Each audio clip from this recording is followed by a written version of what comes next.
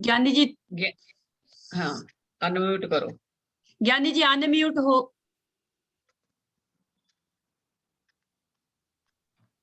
हाले भी नहीं सुने ਉਹਨੂੰ। ਦਵਿੰਦਰ ਭੈਣ ਇੱਕ ਵਾਰੀ ਰਿਕਾਰਡਿੰਗ ਬੰਦ ਆਫ ਹੋ ਗਈ ਰਿਕਾਰਡਿੰਗ। ਅੱਛਾ, ਵਾਹਿਗੁਰੂ ਜੀ ਕਾ ਖਾਲਸਾ ਵਾਹਿਗੁਰੂ ਜੀ ਕੀ ਫਤਿਹ ਜੀ। ਸਾਰੇ ਵੀਰ ਭੈਣਾਂ ਨੂੰ ਸਵਾਗਤ ਹੈ ਜੀ ਤੁਹਾਡਾ ਸਾਰਿਆਂ ਦਾ ਆਨਲਾਈਨ ਗੁਰਮਤਿ ਕਲਾਸ ਵਿੱਚ। ਜਿਵੇਂ ਕਿ ਆਪ ਸਾਰਿਆਂ ਨੂੰ ਪਤਾ ਹੈ, ਅਸੀਂ ਕੁਝ ਦਿਨ ਤੋਂ ਸਾਰੰਗ ਕੀ ਵਾਰ ਦੀ ਵਿਚਾਰ ਇੱਕ ਦੂਜੇ ਨਾਲ ਸਾਂਝੀ ਕਰਕੇ ਜੀਵਨ ਜੁਗਤ ਸਿੱਖਣ ਦਾ ਯਤਨ ਕਰ ਰਹੇ ਹਾਂ। ਅੱਜ ਅਸੀਂ 18ਵੀਂ ਪੌੜੀ ਦੀ ਵਿਚਾਰ ਆਰੰਭ ਕਰ ਰਹੇ ਹਾਂ। ਕੱਲ ਤੱਕ ਅਸੀਂ 17 ਪੌੜੀਆਂ ਦੀ ਵਿਚਾਰ ਕਰ ਚੁੱਕੇ ਹਾਂ। ਅੱਜ ਇਸ ਪੌੜੀ ਦੇ ਨਾਲ ਜੋ ਪਹਿਲਾ ਸ਼ਲੋਕ ਹੈ, ਸਾਹਿਬ ਸ੍ਰੀ ਗੁਰੂ ਰਾਮਦਾਸ ਜੀ ਦਾ ਉਚਾਰਨ ਕੀਤਾ ਹੋਇਆ ਆਦਿ ਸ੍ਰੀ ਗੁਰੂ ਗ੍ਰੰਥ ਸਾਹਿਬ ਜੀ ਦੇ ਪਾਵਨ ਅੰਗ 1244 ਤੇ ਅੰਕਿਤ ਹੈ। ਸ਼ਲੋਕ ਮਹਿਲਾ ਚੌਥਾ।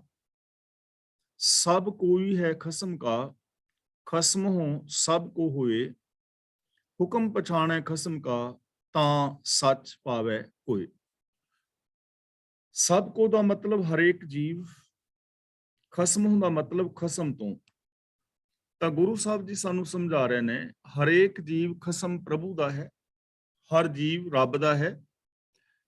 ਖਸਮੋ ਸਭ ਕੋ ਹੋਏ ਦਾ ਮਤਲਬ ਹਰੇਕ ਜੀਵ ਪ੍ਰਭੂ ਤੋਂ ਪੈਦਾ ਹੁੰਦਾ ਹੈ, ਰੱਬੀ ਹੁਕਮ ਦੇ ਵਿੱਚ ਪੈਦਾ ਹੁੰਦਾ ਹੈ, ਔਰ ਹਰੇਕ ਜੀਵ ਹੀ ਪ੍ਰਭੂ ਦਾ ਹੈ। ਜਿਵੇਂ ਗੁਰੂ ਜੀ ਨੇ ਹੋਰ ਥਾਵਾਂ ਤੇ ਸਮਝਾਇਆ ਹੈ, ਏਕ ਪਿਤਾ ਏਕਸ ਕੇ ਹੰਬਾਰੀ, ਤੂੰ ਮੇਰਾ ਗੁਰਹਾਈ।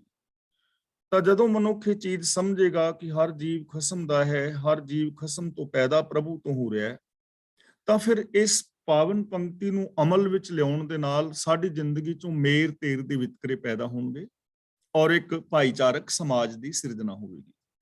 ਅਗਲਾ ਬਚਨ ਕਰਦੇ ਨੇ, ਹੁਕਮ ਪਛਾਣੈ ਖਸਮ ਕਾ, ਤਾਂ ਸੱਚ ਪਾਵੇ ਕੋਈ। ਗੁਰੂ ਜੀ ਕਹਿੰਦੇ ਨੇ, ਜੀਵ ਜਦੋਂ ਪ੍ਰਭੂ ਦਾ ਹੁਕਮ ਪਛਾਣਦਾ ਹੈ, ਯਾਨੀ ਹੁਕਮ ਰਜ਼ਾ ਦੇ ਨਾਲ ਸਾਂਝ ਪਾਉਂਦਾ ਹੈ, ਹੁਕਮ ਰਜ਼ਾ ਦੇ ਵਿੱਚ ਤੁਰਦਾ ਹੈ, ਤਾਂ ਸੱਚ ਪਾਵੇ ਕੋਈ, ਤਾਂ ਕੋਈ ਸੱਚ ਨੂੰ ਪ੍ਰਾਪਤ ਕਰ ਲੈਂਦਾ ਹੈ, ਤਾਂ ਉਸ ਨੂੰ ਸੱਚ ਦੀ ਸਮਝ ਆ ਜਾਂਦੀ ਹੈ, ਤਾਂ ਉਸ ਨੂੰ ਅਸਲੀਅਤ ਦੀ ਸਮਝ ਆ ਜਾਂਦੀ ਹੈ, ਤਾਂ ਉਹ ਰੱਬ ਨੂੰ ਪਾ ਲੈਂਦਾ ਹੈ। ਗੁਰਮੁਖ ਆਪ ਪਛਾਣੀਐ, ਬੁਰਾ ਨਾ ਦੀਸੈ ਕੋਈ।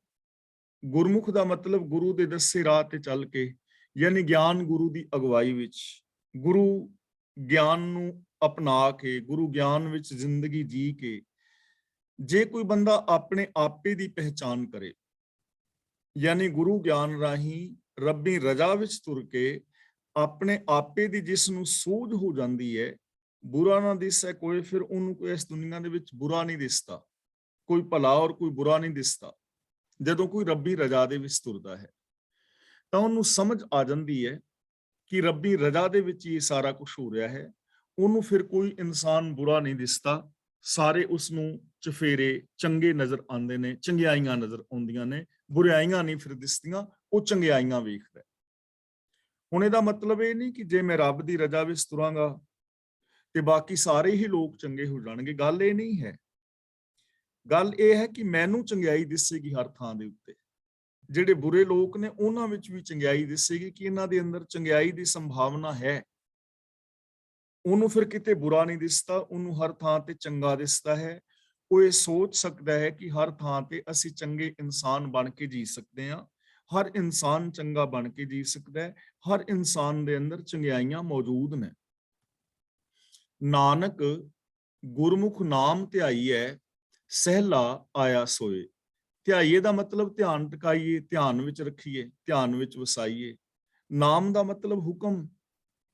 ਤਾਂ ਗੁਰੂ ਜੀ ਕਹਿੰਦੇ ਨੇ, ਹੇ ਨਾਨਕ, ਜਗਤ ਵਿੱਚ ਪੈਦਾ ਹੋਣਾ ਉਹਦਾ ਸੁਖਦਾਈ ਹੈ, ਉਹਦਾ ਜਗਤ ਵਿੱਚ ਆਉਣਾ ਸਫਲਾ ਹੈ, ਜਾਂ ਉਹ ਇਨਸਾਨ ਸੁਖੀ ਜੀਵਨ ਵਾਲਾ ਹੁੰਦਾ ਹੈ। ਕੌਣ?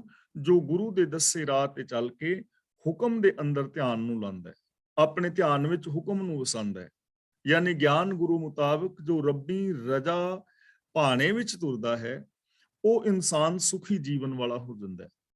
ਉਹਦਾ ਇਸ ਸੰਸਾਰ ਤੇ ਆਉਣਾ ਮੁਬਾਰਕ ਹੈ, ਉਹ ਇਨਸਾਨ ਮਹਾਨ ਹੈ। ਮਹਿਲਾ ਚੌਥਾ। ਸਭਨਾ ਦਾਤਾ ਆਪ ਹੈ, ਆਪੇ ਮੇਲਣ ਹਾਰ। ਸਭ ਜੀਵਾਂ ਨੂੰ ਰਿਜ਼ਕ ਰੋਜੀ ਦੇਣ ਵਾਲਾ ਪ੍ਰਭੂ ਆਪ ਹੈ ਔਰ ਆਪ ਹੀ ਸਾਰਿਆਂ ਨੂੰ ਮਿਲਾਉਣ ਵਾਲਾ ਹੈ। ਹੁਣ ਸਾਨੂੰ ਸਾਰਿਆਂ ਨੂੰ ਰੱਬ ਨੇ ਹੀ ਮਿਲਾਇਆ ਹੈ। ਮਿਲਾਨਹਾਰ ਦਾ ਮਤਲਬ ਉਹਦੇ ਹੁਕਮ ਦੇ ਵਿੱਚ ਹੀ ਮੇਲ ਹੈ, ਉਹਦੇ ਹੁਕਮ ਦੇ ਵਿੱਚ ਹੀ ਜਨਮ ਹੈ। ਯਾਨੀ ਆਪ ਹੀ ਸਾਰਿਆਂ ਨੂੰ ਮਿਲਾਉਣ ਵਾਲਾ ਹੈ, ਜਨਮ ਦੇਣ ਵਾਲਾ ਹੈ ਔਰ ਆਪ ਹੀ ਰਿਜ਼ਕ ਰੋਜੀ ਦੇਣ ਵਾਲਾ ਹੈ। ਮੀਨਸ ਕਿ ਪ੍ਰਭੂ ਦੇ ਹੁਕਮ ਦੇ ਅੰਦਰ ਹੀ ਜੀਵ ਇੱਥੇ ਮਿਲਦੇ ਔਰ ਜਨਮ ਲੈਂਦੇ ਨੇ ਔਰ ਹੁਕਮ ਰਜ਼ਾ ਭਾਣੇ ਸਿਸਟਮ ਦੇ ਅੰਦਰ ਹੀ ਸਭ ਨੂੰ ਰਿਜ਼ਕ ਰੋਜੀ ਮਿਲੀ ਜਾਂਦਾ ਹੈ। ਨਾਨਕ ਸ਼ਬਦ ਮਿਲੇ ਨਾ ਵਿਛੁੜੇ ਜਿਨ੍ਹਾਂ ਸੇਵਿਆ ਹਰ ਦਾਤਾਰ। ਸ਼ਬਦ ਦਾ ਮਤਲਬ ਸ਼ਬਦ ਵਿੱਚ, ਸੇਵਿਆ ਦਾ ਮਤਲਬ ਸਿਮਰਿਆ, ਦਾਤਾਰ ਦਾ ਮਤਲਬ ਦਾਤਾਂ ਦੇਣ ਵਾਲਾ, ਤੇ ਸੇਵਿਆ ਦਾ ਮਤਲਬ ਸਿਮਰਿਆ, ਸਿਮਰਿਆ ਦਾ ਮਤਲਬ ਰਜ਼ਾ ਦੇ ਵਿੱਚ ਤੁਰਨਾ, ਰੱਬੀ ਰਜ਼ਾ ਵਿੱਚ ਤੁਰਨਾ।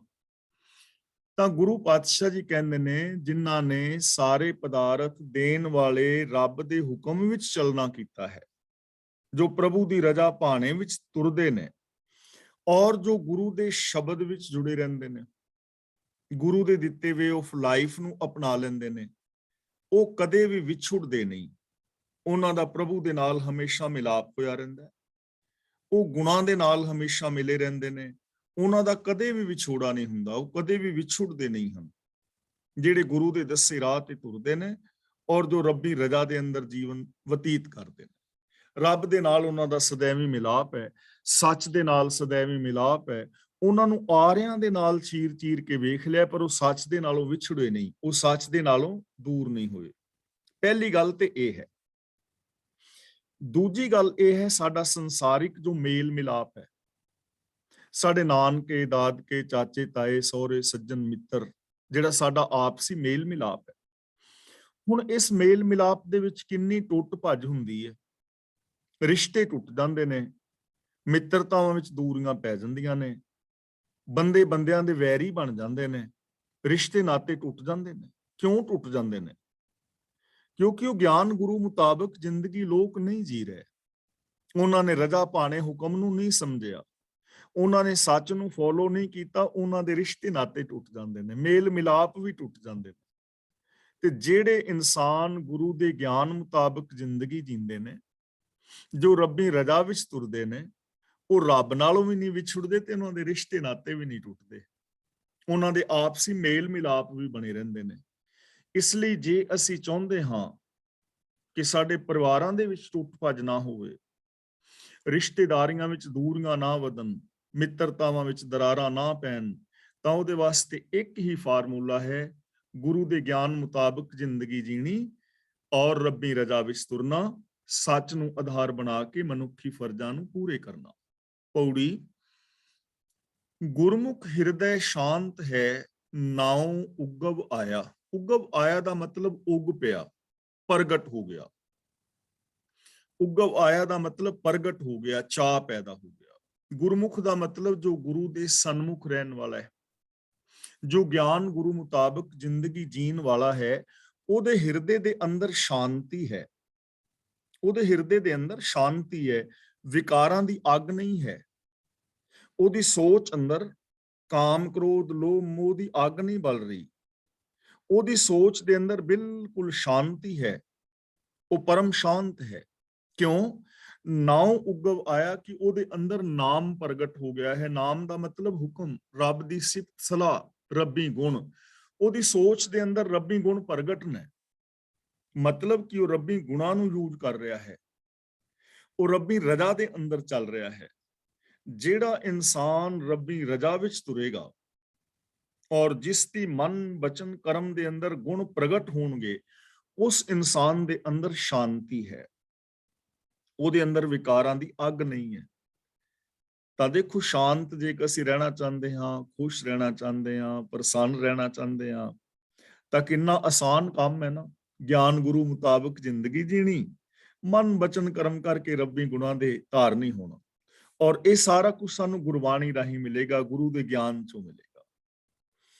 ਜਪ ਤਪ ਤੀਰਥ ਸੰਜਮ ਕਰੇ, ਮੇਰੇ ਪ੍ਰਭ ਪਾਇਆ।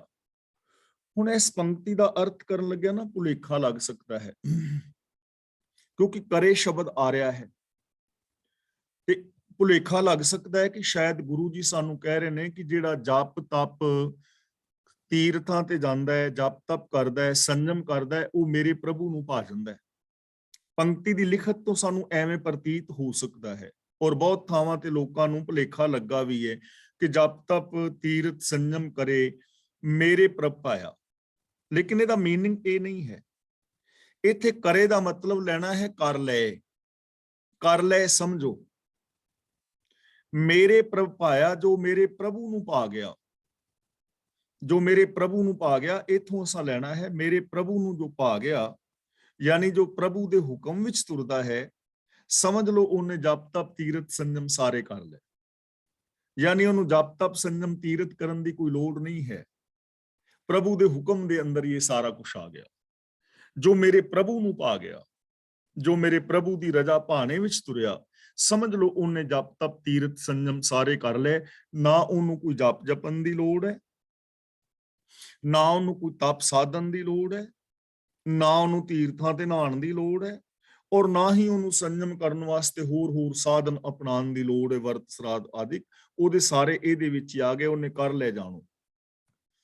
ਹਿਰਦਾ ਸ਼ੁੱਧ ਹਰ ਸੇਵਦੇ ਸੋ ਹੈ ਗੁਣ ਗਾਇਆ। ਹੁਣ ਸੋ ਹੈ ਸ਼ਬਦ ਲਿਖਿਆ ਨਾ, ਦੋ ਹਾਹੇ ਨੇ, ਪਿਛਲੇ ਹਾਹੇ ਨਾਲ ਸਿਹਾਰੀ ਹੈ, ਤਾਂ ਬਹੁਤ ਵੀਰ ਉਹਨੂੰ ਪੜ੍ਹਦੇ ਨੇ ਸੋ ਹੈ। ਹੁਣ ਸੋ ਹੈ ਪੜ੍ਹਨ ਦੀ ਜ਼ਰੂਰਤ ਨਹੀਂ, ਇਸ ਦਾ ਉਚਾਰਨ ਸੋ ਹੈ। ਜੇ ਕੋਈ ਸੋ ਹੈ ਪੜ੍ਹਦਾ ਤਾਂ ਉਹਦੀ ਆਪਣੀ ਮਰਜ਼ੀ ਹੈ, ਵਿਵਾਦ ਕਰਨ ਦੀ ਜ਼ਰੂਰਤ ਨਹੀਂ, ਲੇਕਿਨ ਸ਼ੁੱਧ ਸ਼ਬਦ ਉਚਾਰਨ ਹੋਏਗਾ ਸੋ ਹੈ, ਮਤਲਬ ਇਹ ਬਹੁਵਚਨੀ ਸ਼ਬਦ ਹੈ। ਹਿਰਦਾ ਸ਼ੁੱਧ ਹਰ ਸੇਵਦੇ ਸੋ ਹੈ ਗੁਣ ਗਾਇਆ। ਜੋ ਗੁਰੂ ਦੇ ਦੱਸੇ ਰਾਹਾਂ ਤੇ ਤੁਰਨ ਵਾਲੇ ਨੇ, ਉਹਨਾਂ ਦਾ ਹਿਰਦਾ ਪਵਿੱਤਰ ਹੁੰਦਾ ਹੈ। ਹਿਰਦੇ ਦਾ ਮਤਲਬ ਸੋਚ, ਉਹਨਾਂ ਦੀ ਮੈਂਟੈਲਿਟੀ ਪਵਿੱਤਰ ਹੈ, ਸੋਚ ਬੜੀ ਪਵਿੱਤਰ ਹੈ। ਉਹ ਮੈਦਾਨੇ ਜੰਗ ਦੇ ਅੰਦਰ ਵੀ ਸਾਰਿਆਂ ਨੂੰ ਪਾਣੀ ਪਿਲਾਉਂਦੇ ਨੇ, ਉਹ ਸਾਰਿਆਂ ਦੀ ਬਰਾਬਰ ਸੇਵਾ ਕਰਦੇ ਨੇ, ਸਾਰਿਆਂ ਦੇ ਨਾਲ ਬਰਾਬਰ ਦਾ ਵਿਵਹਾਰ ਕਰਦੇ ਨੇ। ਗੁਰੂ ਦੇ ਦੱਸੇ ਰਾਹਾਂ ਤੇ ਤੁਰਨ ਵਾਲਿਆਂ ਦੀ ਸੋਚ ਪਵਿੱਤਰ ਹੁੰਦੀ ਹੈ। ਗੁਣ ਗਾਇਆ ਦਾ ਮਤਲਬ ਉਹ ਰੱਬੀ ਗੁਣਾਂ ਦਾ ਧਾਰਨੀ ਹੁੰਦੇ ਨੇ, ਇਸ ਲਈ ਸੋਹੇ ਦਾ ਮਤਲਬ ਉਹ ਸ਼ੋਭਦੇ ਨੇ, ਉਹ ਸ਼ੋਭਾ ਵਾਲੇ ਨੇ, ਉਹਨਾਂ ਦਾ ਜੀਵਨ ਸ਼ੋਭਾ ਵਾਲਾ ਬਣ ਜਾਂਦਾ ਹੈ। ਉਹ ਪ੍ਰਭੂ ਦੀ ਸਿਫਤ ਸਲਾਹ ਕਰਦੇ ਨੇ, ਉਹ ਸੋਹਣੇ ਲੱਗਦੇ ਨੇ। ਤਾਂ ਗੁਰੂ ਦੱਸੇ ਰਾਹਾਂ ਤੇ ਤੁਰਨ ਵਾਲਿਆਂ ਦੀ ਸੋਚ ਪਵਿੱਤਰ ਹੁੰਦੀ ਹੈ, ਉਹ ਪ੍ਰਭੂ ਦੀ ਸਿਫਤ ਸਲਾਹ ਕਰਦੇ ਹੋਏ ਸੋਹਣੇ ਲੱਗਦੇ ਨੇ, ਉਹਨਾਂ ਦਾ ਜੀਵਨ ਸ਼ੁਭਾਇਮਾਨ ਬਣ ਜਾਂਦਾ ਹੈ। ਮੇਰੇ ਹਰ ਜੀਉ ਏਵੇਂ ਭਾਵਦਾ। ਐਵੇਂ ਭਾਵਨਾ ਦਾ ਮਤਲਬ ਜੋ ਐਵੇਂ ਦਾ ਜੀਵਨ ਹੈ, ਜੋ ਐਵੇਂ ਦੀ ਸੋਚ ਹੈ, ਐਵੇਂ ਦਾ ਜੀਵਨ ਮੇਰੇ ਪ੍ਰਭੂ ਨੂੰ ਪਿਆਰਾ ਲੱਗਦਾ ਹੈ, ਚੰਗਾ ਲੱਗਦਾ ਹੈ। ਜਿਹੜਾ ਇਹੋ ਜੀ ਜ਼ਿੰਦਗੀ ਜੀਂਦਾ ਹੈ, ਉਹ ਮੇਰੇ ਰੱਬ ਨੂੰ ਵੀ ਚੰਗਾ ਲੱਗਦਾ ਹੈ, ਰੱਬੀ ਦਰ ਤੇ ਉਹ ਕਬੂਲ ਹੁੰਦਾ ਹੈ। ਗੁਰਮੁਖ ਤਰਾਇਆ। ਗੁਰਮੁਖ ਦਾ ਮਤਲਬ ਗੁਰੂ ਦੇ ਦੱਸੇ ਰਾਹਾਂ ਤੇ ਤੁਰਨ ਵਾਲਿਆਂ ਨੂੰ ਰੱਬ ਤਾਰ ਦਿੰਦਾ ਹੈ, ਪਾਰ ਉਤਾਰਾ ਹੋ ਜਾਂਦਾ ਉਹਨਾਂ ਦਾ। ਯਾਨੀ ਗੁਰੂ ਗਿਆਨ ਮੁਤਾਬਕ ਜ਼ਿੰਦਗੀ ਜੀਣ ਵਾਲੇ ਸੰਸਾਰ ਸਾਗਰ ਤੋਂ ਤਰ ਜਾਂਦੇ ਨੇ, ਵਿਕਾਰਾਂ ਤੋਂ ਬਚ ਜਾਂਦੇ ਨੇ, ਤੇ ਇਹੋ ਜਿਹੇ ਜੋ ਇਨਸਾਨ ਨੇ ਉਹ ਰੱਬ ਨੂੰ ਵੀ ਪਿਆਰੇ ਲੱਗਦੇ ਨੇ। ਨਾਨਕ ਗੁਰਮੁਖ ਮੇਲਿਅਨ ਹਰ ਦਰ ਸੁਹਾਇਆ। ਮੇਲਿਅਨ ਦਾ ਮਤਲਬ ਉਸ ਪ੍ਰਭੂ ਨੇ ਮੇਲੇ ਨੇ, ਦਰ ਦਾ ਮਤਲਬ ਦਰ ਤੇ, ਹਜ਼ੂਰੀ ਵਿੱਚ, ਚਰਨਾਂ ਵਿੱਚ। ਗੁਰਮੁਖ ਦਾ ਮਤਲਬ ਗੁਰੂ ਦੇ ਸਨਮੁਖ ਰਹਿਣ ਵਾਲੇ, ਕਿ ਜੋ ਗੁਰੂ ਦੇ ਸਨਮੁਖ ਰਹਿਣ ਵਾਲੇ ਨੇ, ਮਤਲਬ ਗੁਰੂ ਦੇ ਦੱਸੇ ਵੇ ਆਫ ਲਾਈਫ ਨੂੰ ਜੋ ਫੋਲੋ ਕਰਨ ਵਾਲੇ ਨੇ, ਉਹਨਾਂ ਨੂੰ ਪ੍ਰਭੂ ਨੇ ਆਪ ਆਪਣੇ ਨਾਲ ਮਿਲਾ ਲਿਆ ਹੁੰਦਾ ਹੈ, ਤੇ ਐਸੇ ਲੋਕ ਫਿਰ ਪ੍ਰਭੂ ਦਰ ਤੇ ਸ਼ੋਭਾ ਪਾਉਂਦੇ ਨੇ। ਦੇਖੋ, ਰੱਬ ਤੁਹਾਨੂੰ ਆਪ ਆਪਣੇ ਨਾਲ ਮਿਲਾ ਲਏਗਾ। ਤੁਸਾਂ ਕਰਨਾ ਕੀ ਹੈ? ਗੁਰੂ ਦੇ ਦੱਸੇ ਰਾਹਾਂ ਤੇ ਚੱਲਣਾ ਹੈ। ਅਸਾਂ ਗੁਰੂ ਦੱਸੇ ਰਾਹਾਂ ਤੇ ਚੱਲਣਾ ਹੈ, ਗੁਰਬਾਣੀ ਦੇ ਦਿੱਤੇ ਵੇ ਆਫ ਲਾਈਫ ਨੂੰ ਫੋਲੋ ਕਰਨਾ ਹੈ। ਜਿਹੜਾ ਇਨਸਾਨ ਗੁਰੂ ਦੇ ਦਿੱਤੇ ਵੇ ਆਫ ਲਾਈਫ ਨੂੰ ਫੋਲੋ ਕਰਦਾ ਹੈ, ਉਹਨੂੰ ਰੱਬ ਆਪਣੇ ਆਪ ਦੇ ਨਾਲ ਮਿਲਾ ਲੈਂਦਾ ਹੈ, ਤੇ ਉਹ ਇਨਸਾਨ ਰੱਬੀ ਦਰ ਤੇ ਸ਼ੋਭਾ ਪਾਉਂਦੇ ਨੇ, ਉਹਨਾਂ ਨੂੰ ਸਾਰੇ ਜਗਤ ਅੰਦਰ ਮਹਾਨਤਾ ਮਿਲਦੀ ਹੈ। ਸ਼ਲੋਕ ਮਹਿਲਾ ਪਹਿਲਾ। ਧਨਵੰਤਾ ਇਵ ਹੀ ਕਹੈ ਅਵਰੀ ਧਨ ਕੋ ਜਾਉ। ਧਨਵੰਤਾ ਦਾ ਮਤਲਬ ਧਨਵਾਨ, ਜਿਸ ਨੇ ਆਪਣੀ ਜ਼ਿੰਦਗੀ ਦਾ ਏਮ ਸਿਰਫ ਪੈਸੇ ਨੂੰ ਬਣਾਇਆ ਹੋਇਆ ਹੈ, ਸੱਚ ਨੂੰ ਨਹੀਂ, ਕਿਉਂਕਿ ਗੋਲ ਹੈ ਨਾ ਆਪੋ ਆਪਣਾ। ਕਿਸੇ ਨੇ ਆਪਣੀ ਜ਼ਿੰਦਗੀ ਦਾ ਗੋਲ ਬਣਾਇਆ ਹੈ ਸਚਿਆਰ ਹੋਣ ਨੂੰ, ਤੇ ਇਹਦਾ ਮਤਲਬ ਇਹ ਨਹੀਂ ਕਿ ਸਚਿਆਰ ਆਦਮੀ ਸਿਰਫ ਗਰੀਬ ਹੀ ਰਹੇਗਾ ਤੇ ਉਹ ਦਿਹਾੜੀਆਂ ਮਜ਼ਦੂਰੀਆਂ ਕਰੇਗਾ, ਉਹਦੇ ਕੋਲ ਪੈਸਾ ਨਹੀਂ ਹੋਵੇਗਾ। ਇਹ ਗੱਲ ਨਹੀਂ ਹੈ। ਸਚਿਆਰ ਇਨਸਾਨ ਦੇ ਕੋਲ ਬਹੁਤ ਸਾਰਾ ਪੈਸਾ ਹੋ ਸਕਦਾ ਹੈ, ਬਹੁਤ ਵੱਡੀਆਂ ਪ੍ਰਾਪਰਟੀਆਂ ਹੋ ਸਕਦੀਆਂ ਨੇ। ਉਹ ਪ੍ਰਾਪਰਟੀ ਬਣਾ ਸਕਦਾ ਹੈ ਕਿਉਂਕਿ ਮਿਹਨਤ ਕਰਨ ਵਾਲਾ ਇਮਾਨਦਾਰੀ ਦੇ ਨਾਲ ਕਿਰਤ ਕਰਕੇ ਜ਼ਮੀਨ ਖਰੀਦ ਸਕਦਾ ਹੈ, ਫੈਕਟਰੀ ਕਾਰਖਾਨੇ ਲਗਾ ਸਕਦਾ ਹੈ, ਪੈਸਾ ਉਹਦੇ ਕੋਲ ਵੀ ਆ ਸਕਦਾ ਹੈ, ਉਹ ਵੀ ਧਨਵਾਨ ਹੋ ਸਕਦਾ ਹੈ। ਪਰ ਇੱਥੇ ਧਨਵੰਤਾ ਦਾ ਮਤਲਬ ਹੈ ਗੋਲ ਬਣਾ ਲੈਣਾ। ਇੱਕ ਬੰਦੇ ਨੇ ਆਪਣੀ ਜ਼ਿੰਦਗੀ ਦਾ ਗੋਲ ਬਣਾਇਆ ਹੈ ਸੱਚ ਨੂੰ, ਕਿ ਮੈਂ ਸੱਚ ਦੇ ਨਾਲ ਜੁੜਨਾ ਹੈ। ਮੇਰੇ ਜੀਵਨ ਦਾ ਗੋਲ ਹੈ ਕਿ ਮਨ ਵਚਨ ਕਰਮ ਕਰਕੇ ਸੱਚੇ ਹੋਣਾ ਹੈ। ਦੂਜੇ ਬੰਦੇ ਨੇ ਆਪਣੀ ਜ਼ਿੰਦਗੀ ਦਾ ਗੋਲ ਬਣਾ ਲਿਆ ਹੈ ਪੈਸੇ ਨੂੰ, ਕਿ ਮੇਰੇ ਕੋਲ ਸਿਰਫ ਪੈਸਾ ਆਉਣਾ ਚਾਹੀਦਾ ਹੈ, ਕਰੈਕਟਰ, ਸੱਚ ਔਰ ਇਨਸਾਨੀਅਤ ਜਾਏ ਢੱਠੇ ਖੂਹ ਵਿੱਚ। ਉਹ ਬੰਦਾ ਧਰਮ ਇਮਾਨ ਨੂੰ ਵੀ ਪੈਸੇ ਵਾਸਤੇ ਵੇਚ ਦੇਗਾ। ਲੇਕਿਨ ਜਿਹਨੇ ਸੱਚ ਨੂੰ ਬੇਸ ਬਣਾਇਆ ਹੈ, ਉਹ ਪੈਸਾ ਵੀ ਔਰ ਆਪਣੀ ਜਿੰਦ ਜਾਨ ਵੀ ਸੱਚ ਵਾਸਤੇ ਕੁਰਬਾਨ ਕਰ ਦੇਗਾ। ਤੇ ਜਿਨਨੇ ਪੈਸੇ ਨੂੰ ਜ਼ਿੰਦਗੀ ਦਾ ਗੋਲ ਬਣਾ ਲਿਆ, ਉਹ ਧਰਮ ਨੂੰ ਵੀ ਤੇ ਸੱਚ ਨੂੰ ਵੀ ਪੈਸੇ ਤੋਂ ਕੁਰਬਾਨ ਕਰ ਦੇਗਾ। ਇਹ ਚੀਜ਼ ਇੱਥੇ ਸਮਝਣ ਵਾਲੀ ਹੈ। ਇੱਥੇ ਧਨਵੰਤਾ ਦਾ ਮਤਲਬ ਜਿਸਨੇ ਆਪਣੀ ਜ਼ਿੰਦਗੀ ਦਾ ਗੋਲ ਸਿਰਫ ਪੈਸੇ ਨੂੰ ਬਣਾ ਲਿਆ ਹੈ। ਉਹ ਕੀ ਕਹਿੰਦਾ ਹੈ? ਇਵ ਹੀ ਕਹੇ ਦਾ ਮਤਲਬ ਸਦਾ ਇੰਜ ਹੀ ਕਹਿੰਦਾ ਹੈ, ਅਵਰੀ ਧਨ ਕੋ ਜਾਉਂ, ਕਿ ਮੈਂ ਹੋਰ ਧਨ ਕਮਾਉਣ ਵਾਸਤੇ ਜਾਵਾਂ, ਹੋਰ ਪੈਸਾ ਇਕੱਠਾ ਕਰਾਂ। ਉਹਦਾ ਸੱਚ ਨਾਲ ਧਰਮ ਨਾਲ ਕੋਈ ਲੈਣਾ ਦੇਣਾ ਨਹੀਂ ਹੈ। ਪਰ ਗੁਰੂ ਜੀ ਕਹਿੰਦੇ ਨੇ, ਨਾਨਕ ਨਿਰਧਨ ਤਿਤ ਦਿਨ, ਜਿਤ ਦਿਨ ਵਿਸਰੈ ਨਾਉ। ਇੱਥੇ ਨਾਨਕ ਸ਼ਬਦ ਦੇ ਕੱਕੇ ਥਲੇ ਔਂਕੜ, ਇਹ ਕਰਤਾ ਕਾਰਕ। ਇਸ ਲਈ ਗੁਰੂ ਜੀ ਕਹਿੰਦੇ ਨੇ ਨਾਨਕ ਨਿਰਧਨ ਤਿਤ ਦਿਨ। ਨਿਰਧਨ ਤਿਤ ਦਿਨ ਦਾ ਮਤਲਬ ਉਸ ਦਿਨ, ਉਸ ਦਿਹਾੜੇ। ਜਿਤ ਦਿਨ ਦਾ ਮਤਲਬ ਜਿਸ ਦਿਹਾੜੇ ਵਿੱਚ, ਜਿਸ ਦਿਨ ਵਿੱਚ। ਪਰ ਗੁਰੂ ਜੀ ਕਹਿੰਦੇ ਨੇ ਪਰ ਨਾਨਕ ਤਾਂ ਉਸ ਦਿਹਾੜੇ ਕੰਗਾਲ ਹੋਏਗਾ ਜਿਸ ਦਿਨ ਇਹਨੂੰ ਪ੍ਰਭੂ ਦਾ ਹੁਕਮ ਵਿਸਰ ਜਾਏਗਾ, ਜਿਸ ਦਿਨ ਰੱਬ ਦੇ ਗੁਣ ਵਿਸਰ ਜਾਣਗੇ। ਨਾਨਕ ਉਸ ਦਿਨ ਆਪਣੇ ਆਪ ਨੂੰ ਕੰਗਾਲ ਸਮਝੇਗਾ। ਯਾਨੀ ਅਸਲ ਕੰਗਾਲ ਉਹ ਹੈ ਜਿਹਦੇ ਕੋਲ ਰੱਬੀ ਗੁਣ ਨਹੀਂ, ਜੋ ਰੱਬੀ ਰਜ਼ਾ ਵਿੱਚ ਨਹੀਂ ਤੁਰਦਾ, ਜਿਸ ਦੇ ਕੋਲ ਇਨਸਾਨੀਅਤ ਨਹੀਂ ਹੈ। ਅਸਲ ਬੰਦਾ ਕੰਗਾਲ ਉਸ ਦਿਨ ਹੋ ਜਾਂਦਾ ਹੈ ਜਦੋਂ ਬੰਦੇ ਦੇ ਕੋਲ ਸੱਚ ਨਾ ਰਹੇ, ਉੱਚਾ ਆਚਰਨ ਨਾ ਰਹੇ, ਤਾਂ ਜਿੰਨਾ ਮਰਜੀ ਅਮੀਰ ਹੋਵੇ, ਆਤਮਿਕ ਤੌਰ ਤੇ ਤਾਂ ਉਹ ਕੰਗਾਲ ਹੀ ਹੈ। ਇਸ ਲਈ ਗੁਰਬਾਣੀ ਦੇ ਅੰਦਰ ਅਸਲ ਕੰਗਾਲ, ਅਸਲ ਗਰੀਬ ਉਸ ਇਨਸਾਨ ਨੂੰ ਕਿਹਾ ਗਿਆ ਹੈ ਜਿਸ ਦੇ ਕੋਲ ਰੱਬੀ ਗੁਣ ਨਹੀਂ ਹਨ। ਕਹੋ ਕਬੀਰ ਨਿਰਧਨ ਹੈ ਸੋਈ, ਜਾ ਕੇ ਹਿਰਦੈ ਨਾਮ ਨਾ ਹੋਈ। ਪਰ ਜਿਨ੍ਹਾਂ ਦੀ ਜ਼ਿੰਦਗੀ ਅੰਦਰ ਸ਼ੁਭ ਗੁਣ ਨੇ, ਸੱਚਾਈ ਹੈ ਮਨ ਵਚਨ ਕਰਮ ਕਰਕੇ, ਉਹ ਧਨਵੰਤ, ਕੁਲਵੰਤ ਔਰ ਪਤਵੰਤ ਕਹਿ ਗਏ। ਅਗਲਾ ਬਚਨ ਕਰਦੇ ਨੇ, ਮਹਿਲਾ ਪਹਿਲਾ। ਸੂਰਜ ਚੜ੍ਹੇ ਵਿਜੋਗ, ਸਭ ਸੈ ਘਟੈ ਆਰਜਾ। ਵਿਜੋਗ ਦਾ ਮਤਲਬ ਵਿਛੋੜੇ ਨਾਲ, ਗੁਜਰਨ ਨਾਲ। ਸੂਰਜ ਚੜ੍ਹੇ ਵਿਜੋਗ ਦਾ ਮਤਲਬ ਹੈਗਾ ਕਿ ਸੂਰਜ ਦੇ ਚੜ੍ਹਨ ਤੋਂ ਲੈ ਕੇ ਸੂਰਜ ਦੇ ਵਿਛੜਨ ਤੱਕ, ਡੁੱਬਣ ਤੱਕ। ਸੂਰਜ ਚੜ੍ਹਿਆ, ਸਾਡੇ ਨਾਲ ਮਿਲਾਪ ਹੋਇਆ। ਸੂਰਜ ਛਿਪਿਆ, ਸਾਡੇ ਤੋਂ ਵਿਛੋੜਾ ਹੋ ਗਿਆ, ਹੁਣ ਸੂਰਜ ਨਹੀਂ ਹੈ। ਸੂਰਜ ਚੜ੍ਹੇ ਵਿਜੋਗ ਦਾ ਮਤਲਬ ਚੜ੍ਹਨ ਤੋਂ ਲੈ ਕੇ ਡੁੱਬਣ ਤੱਕ ਸਾਰਾ ਦਿਨ। ਸਭ ਸੈ ਘਟੈ ਆਰਜਾ, ਸੂਰਜ ਚੜ੍ਹਦਾ ਹੈ ਤੇ ਡੁੱਬਦਾ ਹੈ।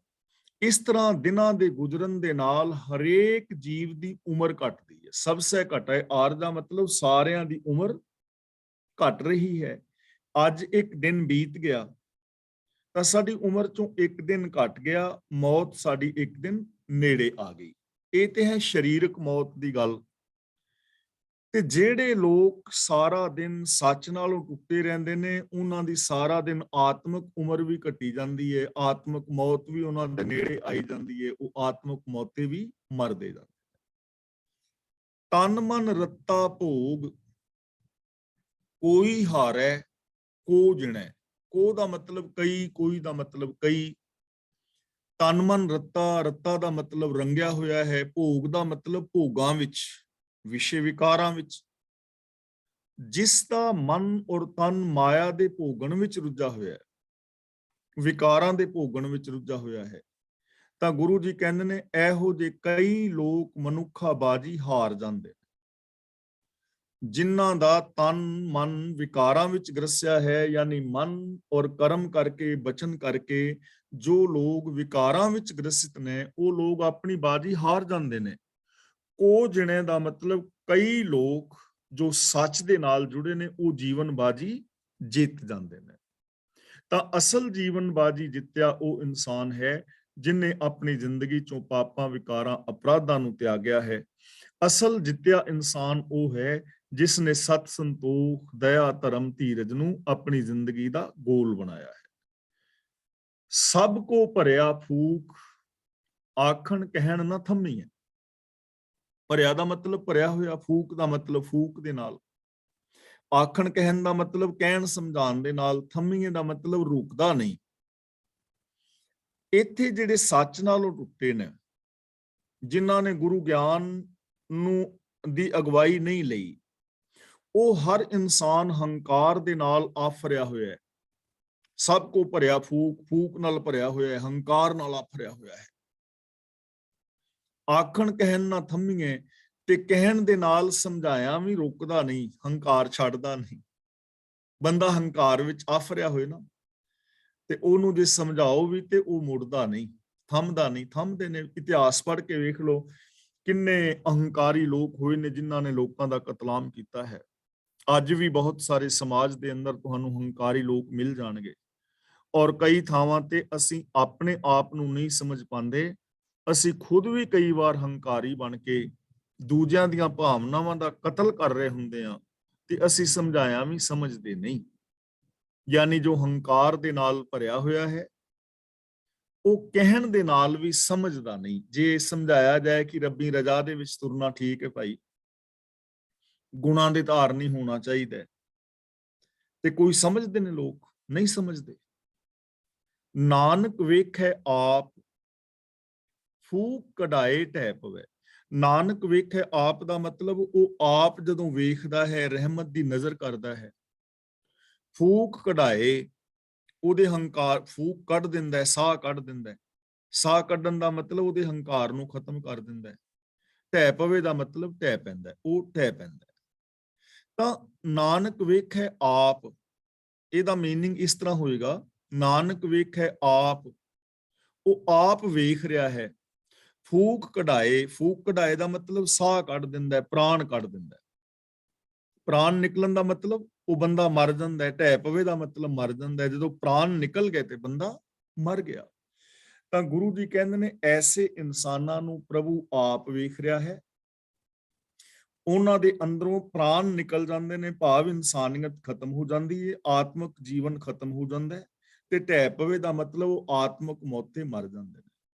ਨਾਨਕ ਵੇਖੇ ਆਪ, ਜਿਹੜੇ ਹੰਕਾਰ ਦੇ ਨਾਲ ਭਰੇ ਹੋਏ ਨੇ, ਉਹਨਾਂ ਨੂੰ ਰੱਬ ਆਪ ਵੇਖ ਰਿਹਾ ਹੈ। ਉਹ ਰੱਬੀ ਹੁਕਮ ਦੇ ਅੰਦਰ ਵਾਚੇ ਜਾ ਰਹੇ ਨੇ। ਫੂਕ ਕਢਾਏ ਦਾ ਮਤਲਬ ਉਹਨਾਂ ਦੀ ਜਿੰਦ ਨਿਕਲ ਜਾਂਦੀ ਹੈ, ਆਤਮਿਕ ਜੀਵਨ ਖਤਮ ਹੋ ਜਾਂਦਾ ਹੈ। ਢਹਿ ਪਵੇ ਦਾ ਮਤਲਬ ਉਹ ਢਹਿ ਪੈਂਦੇ ਨੇ, ਆਤਮਿਕ ਮੌਤੇ ਮਰ ਜਾਂਦੇ ਨੇ। ਤਾਂ ਪ੍ਰਭੂ ਆਪ ਇਸ ਸੰਸਾਰ ਨੂੰ ਵੇਖ ਰਿਹਾ ਹੈ। ਰੱਬੀ ਰਜ਼ਾ ਦੇ ਅੰਦਰ ਹਰ ਇੱਕ ਦਾ ਜੀਵਨ ਵਾਚਿਆ ਜਾ ਰਿਹਾ ਹੈ। ਅਹੰਕਾਰ ਦੇ ਅੰਦਰ ਜੋ ਵਿਚਰ ਰਹੇ ਨੇ, ਉਹਨਾਂ ਦਾ ਆਤਮਿਕ ਜੀਵਨ ਮੁੱਕ ਜਾਂਦਾ ਹੈ ਔਰ ਉਹ ਆਤਮਿਕ ਮੌਤੇ ਮਰ ਜਾਂਦੇ ਨੇ। ਪੌੜੀ, ਸਤ ਸੰਗਤ ਨਾਮ ਨਿਧਾਨ ਹੈ, ਜਿੱਥੋਂ ਹਰ ਪਾਇਆ। ਜਿੱਥੋਂ ਦਾ ਮਤਲਬ ਜਿਸ ਥਾਂ ਤੋਂ, ਯਾਨੀ ਸਤ ਸੰਗਤ ਵਿੱਚੋਂ। ਨਾਮ ਨਿਧਾਨ ਦਾ ਮਤਲਬ ਗੁਣਾਂ ਦਾ ਖਜ਼ਾਨਾ। ਸਤ ਸੰਗਤ ਵਿੱਚ ਪ੍ਰਭੂ ਦੇ ਗੁਣਾਂ ਦਾ ਖਜ਼ਾਨਾ ਹੈ, ਤੇ ਸਤ ਸੰਗਤ ਵਿੱਚੋਂ ਹੀ ਪ੍ਰਭੂ ਦਾ ਇਹ ਗੁਣਾਂ ਦਾ ਖਜ਼ਾਨਾ ਪਾਇਆ ਜਾ ਸਕਦਾ ਹੈ, ਰੱਬ ਨੂੰ ਪਾਇਆ ਜਾ ਸਕਦਾ ਹੈ। ਸੱਚ ਦੀ ਸੰਗਤ ਵਿੱਚ, ਸਤ ਸੰਗਤ ਵਿੱਚ ਪ੍ਰਭੂ ਦੇ ਗੁਣਾਂ ਦਾ ਖਜ਼ਾਨਾ ਹੈ, ਔਰ ਸਤਸੰਗ ਵਿੱਚ ਮਿਲ ਕੇ ਹੀ ਪ੍ਰਭੂ ਨੂੰ ਪਾਇਆ ਜਾ ਸਕਦਾ ਹੈ। ਗੁਰ ਪ੍ਰਸਾਦੀ ਘਟ ਚਾਨਣਾ, ਆਨੇਰ ਗਵਾਇਆ। ਗੁਰ ਪ੍ਰਸਾਦੀ, ਗੁਰੂ ਦੀ ਕਿਰਪਾ। ਘਟ ਦਾ ਮਤਲਬ ਹਿਰਦਾ, ਸਾਡੀ ਜੋ ਮਤ ਹੈ। ਆਨੇਰ ਦਾ ਮਤਲਬ ਹਨੇਰਾ। ਸਤਸੰਗ ਵਿੱਚ ਰਿਆਂ, ਸੱਚ ਦੀ ਸੰਗਤ ਕੀਤਿਆਂ, ਗੁਰੂ ਦੀ ਕਿਰਪਾ ਨਾਲ ਹਿਰਦੇ ਦੇ ਅੰਦਰ, ਮਤ ਦੇ ਅੰਦਰ, ਸੋਚ ਦੇ ਅੰਦਰ ਸ਼ੁਭ ਗੁਣਾਂ ਦਾ, ਗਿਆਨ ਦਾ ਪ੍ਰਕਾਸ਼ ਹੋ ਜਾਂਦਾ ਹੈ, ਤੇ ਮਾਇਆ ਦਾ, ਅਵਗੁਣਾਂ ਦਾ ਹਨੇਰਾ ਜਿਹੜਾ ਹੈ ਉਹ ਦੂਰ ਹੋ ਜਾਂਦਾ ਹੈ। ਸਤਸੰਗ ਵਿੱਚ ਰਿਆਂ, ਗੁਰੂ ਗਿਆਨ ਦਾ ਦੀਵਾ ਬਲਿਆਂ, ਅਗਿਆਨਤਾ ਦਾ ਹਨੇਰਾ ਮੁੱਕ ਜਾਂਦਾ ਹੈ, ਗਿਆਨ ਦਾ ਚਾਨਣਾ ਬਲ ਜਾਂਦਾ ਹੈ, ਅੰਦਰ ਸ਼ੁਭ ਗੁਣ ਪ੍ਰਗਟ ਹੋ ਜਾਂਦੇ ਨੇ ਔਰ ਅਗਿਆਨਤਾ ਵਾਲੇ ਜਿਹੜੇ ਅਵਗੁਣ ਨੇ ਉਹ ਮਿਟ ਜਾਂਦੇ ਨੇ। ਇਸ ਤਰ੍ਹਾਂ ਹਰ ਇਨਸਾਨ ਆਪਣੀ ਜ਼ਿੰਦਗੀ ਚੋਂ ਅਗਿਆਨਤਾ ਔਰ ਅਵਗੁਣਾਂ ਦੇ ਅੰਧਕਾਰ ਨੂੰ ਮਿਟਾ ਕੇ ਆਪਣੀ ਸੋਚ ਦੇ ਅੰਦਰ ਗਿਆਨ ਔਰ ਸ਼ੁਭ ਗੁਣਾਂ ਦਾ ਚਾਨਣਾ ਪੈਦਾ ਕਰ ਸਕਦਾ ਹੈ।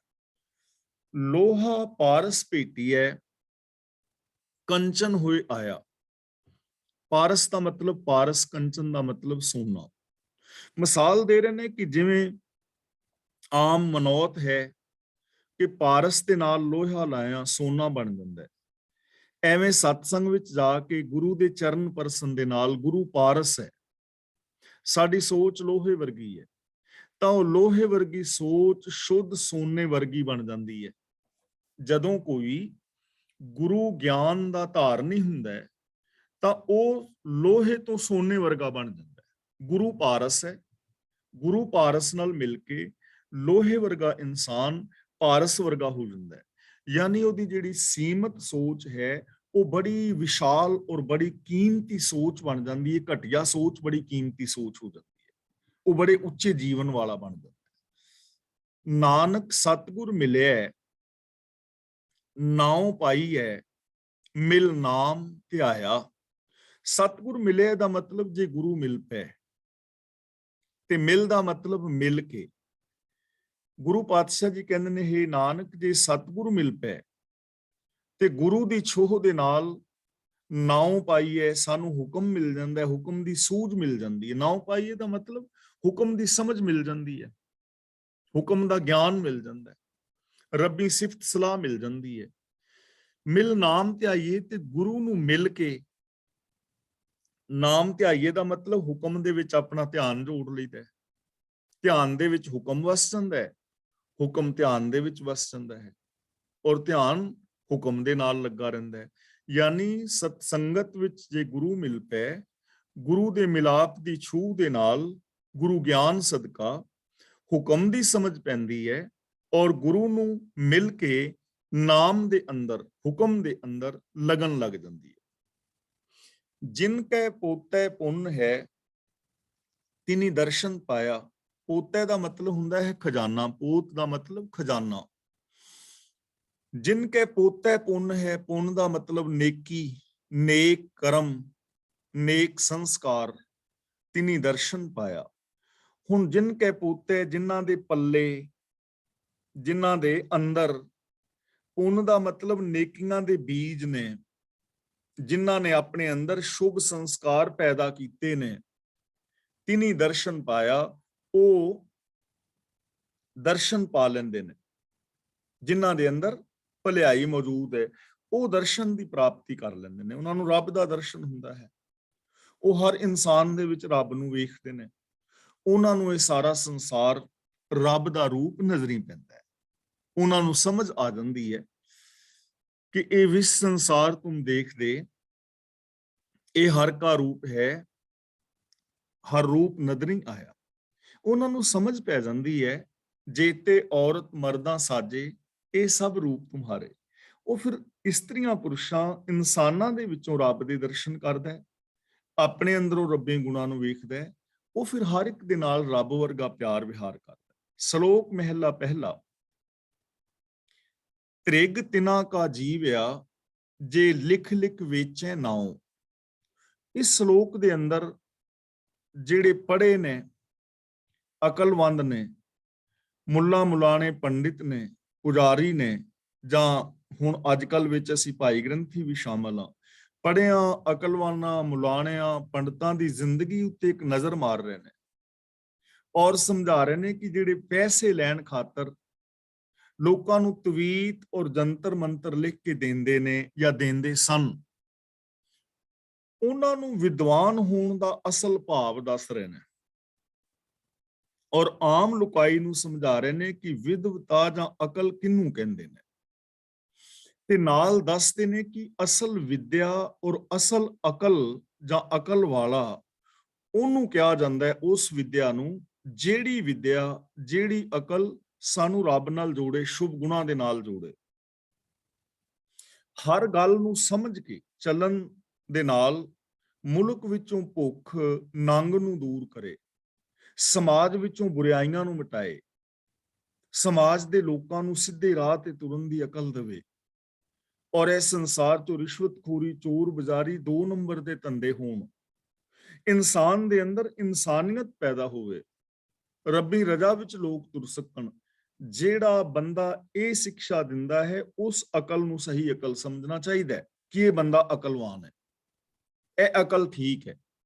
ਤੇ ਜਿਹੜੀ ਅਕਲ, ਜਿਹੜੀ ਵਿਦਿਆ ਰੱਬੀ ਰਜ਼ਾ ਤੋਂ ਉਲਟ, ਲਾ ਆਫ ਨੇਚਰ ਤੋਂ ਉਲਟ ਕੁਝ ਸਿਖਾਵੇ, ਉਹ ਅਕਲ ਨਹੀਂ, ਉਹ ਸ਼ੈਤਾਨੀਅਤ ਹੁੰਦੀ ਹੈ।